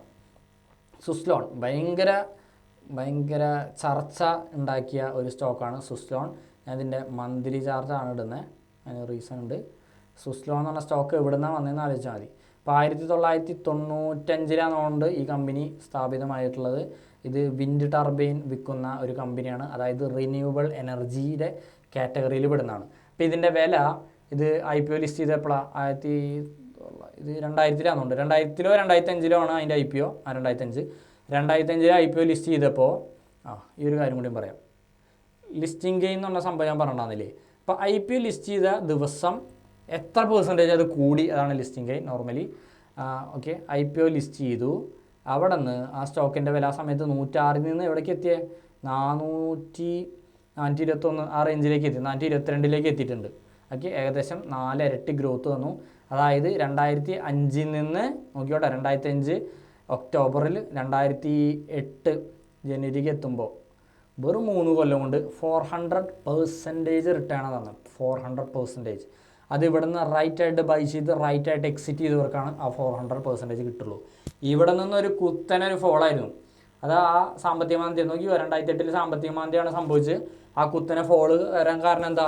ആ കമ്പനി ആ സാമ്പത്തിക മാന്ദ്യം സമയത്ത് അതിൻ്റെ ബിസിനസ് എന്താ പറയുക, നമുക്ക് ലിറ്ററലി നിലച്ചു എന്ന് വേണം പറയാൻ. അപ്പോൾ ബിസിനസ് ലിറ്ററലി നിലയ്ക്കണമെങ്കിൽ ആ കമ്പനിയുടെ ഫണ്ടമെൻ്റൽസ് സ്ട്രോങ് ആയിരിക്കില്ല, ആ കമ്പനിയുടെ ഫൈനാൻഷ്യൽ സ്ട്രോങ് ആയിരിക്കില്ല. അപ്പോൾ ഒരു ഇൻവെസ്റ്റർ റൈറ്റായിട്ട് പിക്ക് ചെയ്തില്ലെങ്കിൽ എന്താ പ്രശ്നം? ആ കമ്പനി ഇങ്ങനെ 0 അടുത്തേക്ക് കൂപ്പ് കുത്തും. 422 എവിടേക്കാണ് വന്നതെന്ന് നോക്കിയാൽ മതി. 8 രൂപയുടെ എടുത്തിയത്, 8 അല്ല, 1 രൂപ 65 പൈസയിലേക്കാണ് അത് ഫോളോ ആയിട്ടുള്ളത്. അതായത് സ്വിസ്ലോൺ എന്ന കമ്പനി 99.6% ഫോളോ ആയത് 5-6 കൊല്ലം കൊണ്ട്. അപ്പോൾ ഇവിടെ 1 കോടി രൂപ ഉണ്ടായിരുന്നെങ്കിൽ അത് ചിലപ്പോൾ വല്ല 1,60,000 മാറിയായിരുന്നു. അപ്പോൾ അത് താങ്ങാനുള്ള മാനസിക ശക്തി ഉള്ളവർ മാത്രമാണ് അറിയാത്ത കാര്യങ്ങളിൽ പോയിട്ട് ഇൻവെസ്റ്റ് ചെയ്യേണ്ടത്. ഓക്കെ, അപ്പോൾ എത്ര പഠിച്ചു എന്ന് പറഞ്ഞാൽ ചിലപ്പോൾ ഇതിൽ പൈസ പോകാൻ സാധ്യതയുണ്ട്. ഓക്കെ, ഇത് മാത്രമല്ല ഈ ഫോളിന് കാരണം പല കാരണങ്ങളുണ്ടായിരിക്കും. ഒരു എക്സാമ്പിളല്ല മേജർ റീസണാണ് ഞാൻ പറഞ്ഞത്. പിന്നെ നോക്കിക്കോ, ആ കമ്പനി 2013 തൊട്ട് 2023 വരെയുള്ള 10 കൊല്ലം അവിടെ കിടന്നു എന്ന് വേണം പറയാം. അവിടെ തന്നെ കിടന്നിട്ടുണ്ട് 10 കൊല്ലം. ഓക്കെ, ഇനി നമുക്ക് ഒരു വീക്ക്ലി ടൈം ഫ്രെയിം ചാർട്ടിട്ട് കാണിച്ചു തരാം. അത് കഴിഞ്ഞിട്ട് ആ കമ്പനി 1 രൂപ 2 രൂപ റേഞ്ചിൽ നിന്നൊക്കെ ഒന്ന് എനങ്ങി ഒരു 5-8 രൂപയ്ക്ക് ആയി. അവിടെ 2023 മധ്യത്തിലെത്തിയപ്പോൾ ഒരു 5-8 രൂപയായി. ഇനി ഇവിടെ ചിലപ്പോൾ നല്ല രീതിയിൽ ന്യൂസുകളുണ്ടായിരുന്നു, സുസ്ലോൺ അടിപൊളിയാണ് ഇൻവെസ്റ്റ് ചെയ്യാന്നുണ്ട്. ഞാൻ ഇഷ്ടം പോലെ ന്യൂസ് കണ്ടിട്ടുണ്ട്. ആ സമയത്ത് ഞാൻ സ്റ്റോക്ക് മാർക്കറ്റിൽ നല്ല രീതിയിൽ ആക്റ്റീവായിരുന്നു. പക്ഷേ ഇതിൽ ഇൻവെസ്റ്റ് ചെയ്യാനുള്ള ധൈര്യവും ബോധവും എനിക്ക് അപ്പോഴും ഉണ്ടായിരുന്നില്ല. ഞാനത് അക്സെപ്റ്റ് ചെയ്യുന്നു. എനിക്ക് വേണമെങ്കിൽ ഇൻവെസ്റ്റ് ചെയ്യാതെ ഞാൻ കാണാറുണ്ട്. അവിടെ നിന്ന് എത്ര ഗ്രോ ചെയ്ത് നോക്കിയോട്ടോ, എത്ര പെർസെൻറ്റേജ് ആണ് വേണമെങ്കിൽ നോക്കിയോ. ഇവിടം വരെ നിയർലി 1000% റിട്ടേൺ ആണെന്ന് പറഞ്ഞാൽ 10 ഇരട്ടി. അതായത് 8 രൂപയിൽ നിന്ന് 80 രൂപയിലേക്ക് എത്തി. 10 ഇരട്ടി. 1 കോടിനെ 10 കോടിയാക്കാം, അല്ലെങ്കിൽ 1 ലക്ഷം 10 ലക്ഷമായി മാറിയതിനെ നമ്മൾ കേൾക്കാറില്ലേ. അങ്ങനത്തെ റീസെൻ്റായിട്ട് നടന്ന ഒരു കഥയാണ് ഇത്. അപ്പോൾ ഇവിടെ നിന്ന് മുകളിലേക്ക് തിരിച്ചു കയറാൻ എന്താ കാരണം ഉണ്ടായിരിക്കുക? കമ്പനി വീണ്ടും അതിൻ്റെ ഫൈനാൻഷ്യൽസ് സെറ്റപ്പാക്കി പോകുന്നുണ്ടാവും. അതിൻ്റെ പി റേഷ്യം കാര്യങ്ങളൊക്കെ സെറ്റ് ആയിട്ടുണ്ടാവും. ഏണിങ്സ് പെർ ഷെയർ കൂടി ഉണ്ടാവും. കമ്പനിയുടെ കടങ്ങളൊക്കെ മാറ്റിയിട്ടുണ്ടാവും. കമ്പനി വളർന്നുകൊണ്ടിരിക്കുന്നുണ്ടാവും. തൊട്ടു മുന്നത്തെ കൊല്ലത്തേക്കാൾ കൂടുതൽ പ്രോഫിറ്റ് അവിടെ ഉണ്ടാക്കിയിട്ടുണ്ടായിരിക്കും. അപ്പോൾ ഇങ്ങനത്തെ മില്യൺസ് അല്ല, തൗസൻഡ്സ് ഓഫ് കമ്പനികൾ നമ്മുടെ ചുറ്റുമുണ്ട്. അതായത് ഇവിടെ നോക്കി ഇതിൻ്റെ ഒരു സിമ്പിൾ പ്രശ്നം ഞാൻ പറഞ്ഞുതരാം. ഈ മോളിൽ റൈറ്റായിട്ട് അവിടെ എക്സിറ്റ് ചെയ്യാൻ അറിയണം, അതേപോലെ ഇവിടെ റൈറ്റായിട്ട് ബൈ ചെയ്യാനും അറിയണം. അതാണ് നമ്മൾ പഠിക്കേണ്ടത്. ഇപ്പോൾ നിങ്ങൾ വിചാരിക്കണ പോലെ ഇത് എളുപ്പമായിട്ട് കരുതരുത്. ഈ ക്ലാസ് കേട്ടിട്ട് ചിലപ്പോൾ ഇനി ഇൻവെസ്റ്റ് ചെയ്യാനുള്ള ഒരു മൈൻഡിന് ചിലപ്പോൾ മാറിയിട്ടുണ്ടാവും, ഇൻവെസ്റ്റ് ചെയ്യരുതെന്നൊക്കെ തോന്നിയിട്ടുണ്ടാവും. പക്ഷേ ഞാൻ പറയാണ്, അങ്ങനെ ഒരു സംഭവമുണ്ട്. ഇപ്പോൾ 1000% റിട്ടേൺ പോസിബിൾ ആണ് ചോദിച്ചാൽ പോസിബിളാണ്. അപ്പോൾ വെരി റീസെൻ്റായിട്ട് നോക്കുകയാണെങ്കിൽ ഇവിടെ നിന്ന് ഒരു 40% അടുത്തൊരു ഫോള് തന്നിട്ടുണ്ട്. അപ്പോൾ ഇവിടെ നിന്ന് ഇങ്ങോട്ട് നോക്കുകയാണെങ്കിൽ ഇവിടുന്ന് മാർക്കറ്റ് ഒരു ഇവിടേക്കൊരു 45% ഫോള് തന്നിട്ടുണ്ട്. നാലഞ്ച് ഈ 1000% റിട്ടേൺ തന്ന സ്റ്റോക്കല്ലേ, ഇത്രയും ഗ്രോ ചെയ്ത് ഇങ്ങനെ ബുൾ റണ്ണ് തന്ന സ്റ്റോക്കല്ലേ. അപ്പോൾ ഇടയ്ക്കൊരു കറക്ഷനൊക്കെ ഉണ്ടാവില്ലേ, ഇത് സ്വാഭാവികമായിട്ടുള്ള കറക്ഷനാണ്. അപ്പോൾ എൻ്റെ ഒരു ഇതിൽ ഈ സ്റ്റോക്ക് ഈ ഒരു ഏരിയയിലേക്ക് വരാം. ആ ഏരിയയിൽ നിന്ന് അപ്പോൾ എൻ്റെ ഒരു ഇതാട്ടോ ഞാൻ പറഞ്ഞത്. അപ്പോൾ ഞാൻ പഠിക്കുന്ന രീതിയിൽ വെച്ച് നോക്കുമ്പോൾ ഈ ഏരിയയിലേക്ക് വരാനും സാധ്യതയുണ്ട്. ആ ഏരിയയിൽ നിന്ന് തിരിച്ച് വീണ്ടും കയറി പോകാനുള്ള സാധ്യതയുണ്ട്. അപ്പോൾ ഇൻ കേസ് സുസ്ലോൺ എനർജി ഈ ഏരിയയിലേക്ക് വരാണെങ്കിൽ തീർച്ചയായിട്ടും ഞാൻ ചെറിയ രീതിയിൽ ഇതിലേക്ക് എൻ്റർ ചെയ്യാനുള്ള സാധ്യതയുണ്ട്. അപ്പോൾ ഇത് ഞാനിപ്പോൾ പറഞ്ഞ കഥ ഞാൻ വെറുതെ റാൻഡായിട്ട് പറഞ്ഞല്ല, ഞാൻ അതിൻ്റെ ഫണ്ടമെൻറ്റൽസ് പഠിച്ചിട്ട് പറഞ്ഞ കേട്ടോ. അപ്പോൾ അതിൻ്റെ ഫണ്ടമെൻറ്റൽസ് പറ്റിയിട്ട് എനിക്കൊരു വീഡിയോ ചെയ്യേണ്ട ആവശ്യം ഉണ്ടായിരുന്നു. അപ്പോൾ അതിനുവേണ്ടി പഠിച്ചു, അപ്പോൾ അതിനുവേണ്ടി പറഞ്ഞതാണ്. ഇത് റാൻഡമായിട്ടുള്ളൊരു സ്റ്റോക്ക്, ഇതേപോലെ കുറേ സ്റ്റോക്ക് ഉണ്ട്. അപ്പോൾ അതിൽ ഓരോന്നിലും ഇൻവെസ്റ്റ് ചെയ്യുന്നതിന് മുൻപ് അതിനെക്കുറിച്ച് പഠിച്ച് അത് മനസ്സിലാക്കുക. ഇത് സ്കൈ റോക്കറ്റ് ചെയ്യാൻ പോണ ഒരു സ്റ്റോക്കാണോ, അതോ ഇതൊരു ബോംബായിട്ട് പൊട്ടിത്തെറിക്കാൻ പോകുന്ന ഒരു ബോംബാണോ, അത് നമ്മൾ മനസ്സിലാക്കണമെങ്കിൽ കുറച്ചധികം ബുദ്ധിമുട്ടുണ്ട്. ഓക്കെ, അപ്പോൾ ഈ ക്ലാസ്സിനെ നെഗറ്റീവായിട്ട് മാത്രം എടുക്കാതെ ഇതൊരു റിയാലിറ്റി ആണെന്ന് അക്സെപ്റ്റ് ചെയ്യുക. അപ്പോൾ എനിക്ക് ഭയങ്കരമായിട്ട് ഇങ്ങനെ എൻകറേജ് ചെയ്തിട്ട് ഓടിപ്പോയിട്ട് ഇൻവെസ്റ്റ് ചെയ്യുമെന്ന് പറയാനുള്ള താല്പര്യമില്ല. അപ്പോൾ പൈസ എല്ലാവരും വിലപ്പെട്ട പൈസയാണ്, ചോര നീരാക്കി ഉണ്ടാക്കിയ പൈസയാണ്. അപ്പോൾ ആ പൈസേനെ റൈറ്റായിട്ട് ഉപയോഗിക്കുക, അത് ഗ്യാമ്പിൾ ചെയ്യാതിരിക്കുക. അത് ആര് വിളിച്ച് പറഞ്ഞാണെങ്കിൽ, ഇപ്പോൾ സുസ്ലോണിൽ പോയിട്ട് നാളെ ഇൻവെസ്റ്റ് ചെയ്യരുത്, അത് ഞാനാണ് വിളിച്ച് പറഞ്ഞത്. അപ്പോൾ എന്നെ വിശ്വസിക്കേണ്ട യാതൊരു ആവശ്യമില്ല. അതിന് മുന്നേ നിങ്ങൾ സ്വയം പഠിക്കാൻ ശ്രമിക്കുക. ഓക്കെ, അപ്പോൾ ഇതൊക്കെയാണ് നമ്മൾ ഈ ക്ലാസ് കൊണ്ട് ഉദ്ദേശിച്ചിട്ടുണ്ടായിരുന്നത്. അപ്പോൾ ഇത് എന്തെങ്കിലും ഡൗട്ട്സ് ഉണ്ടെങ്കിൽ നമുക്കിവിടെ ഷെയർ ചെയ്യാം, അല്ലെങ്കിൽ നമുക്ക് പിന്നീട് ചോദിക്കുകയാണെങ്കിൽ പിന്നീടും ചോദിക്കാം. എന്താ അവസ്ഥ എന്നുണ്ടെങ്കിൽ പറഞ്ഞോളൂ. കുറച്ച് വലിയ സെഷനായി.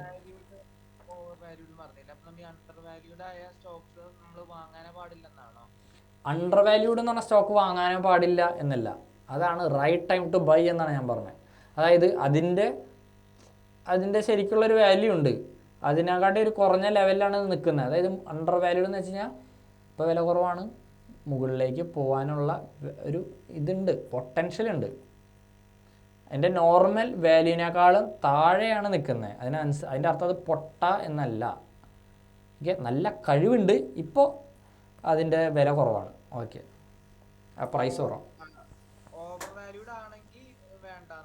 ഓവർ വാല്യൂഡ് ആണെങ്കിൽ വേണ്ടാന്നുമല്ല അതിൻ്റെ അർത്ഥം, ഇപ്പോഴല്ല റൈറ്റ് ടൈമല്ല ബൈ ചെയ്യാൻ.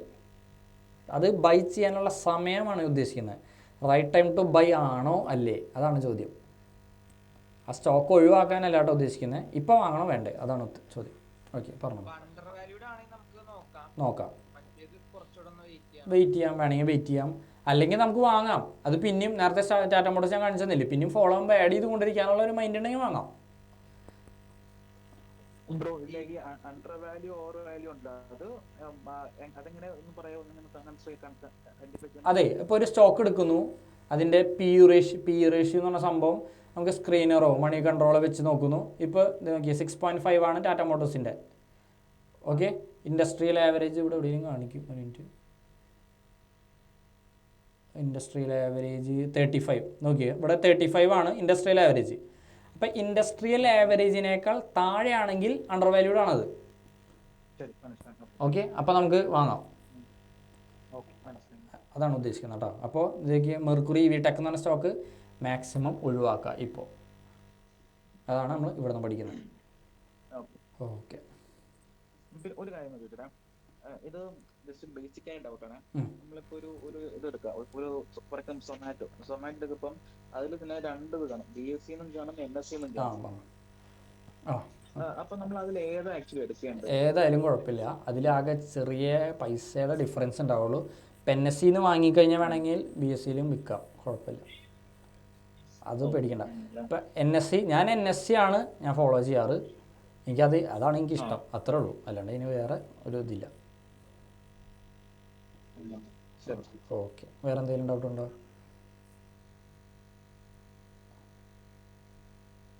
ഓക്കെ, എന്തെങ്കിലും ഡൗട്ട് ഉണ്ടെങ്കിൽ നമുക്ക് ക്ലിയർ ആയെന്ന് വിചാരിക്കുന്നു. ഞാൻ ഈ ക്ലാസ് വൈൻഡപ്പ് ചെയ്യാണ്. ഇപ്പോൾ 2 മണിക്കൂറിൻ്റെ അടുത്തേക്ക് കടക്കാൻ പോവുകയാണ്.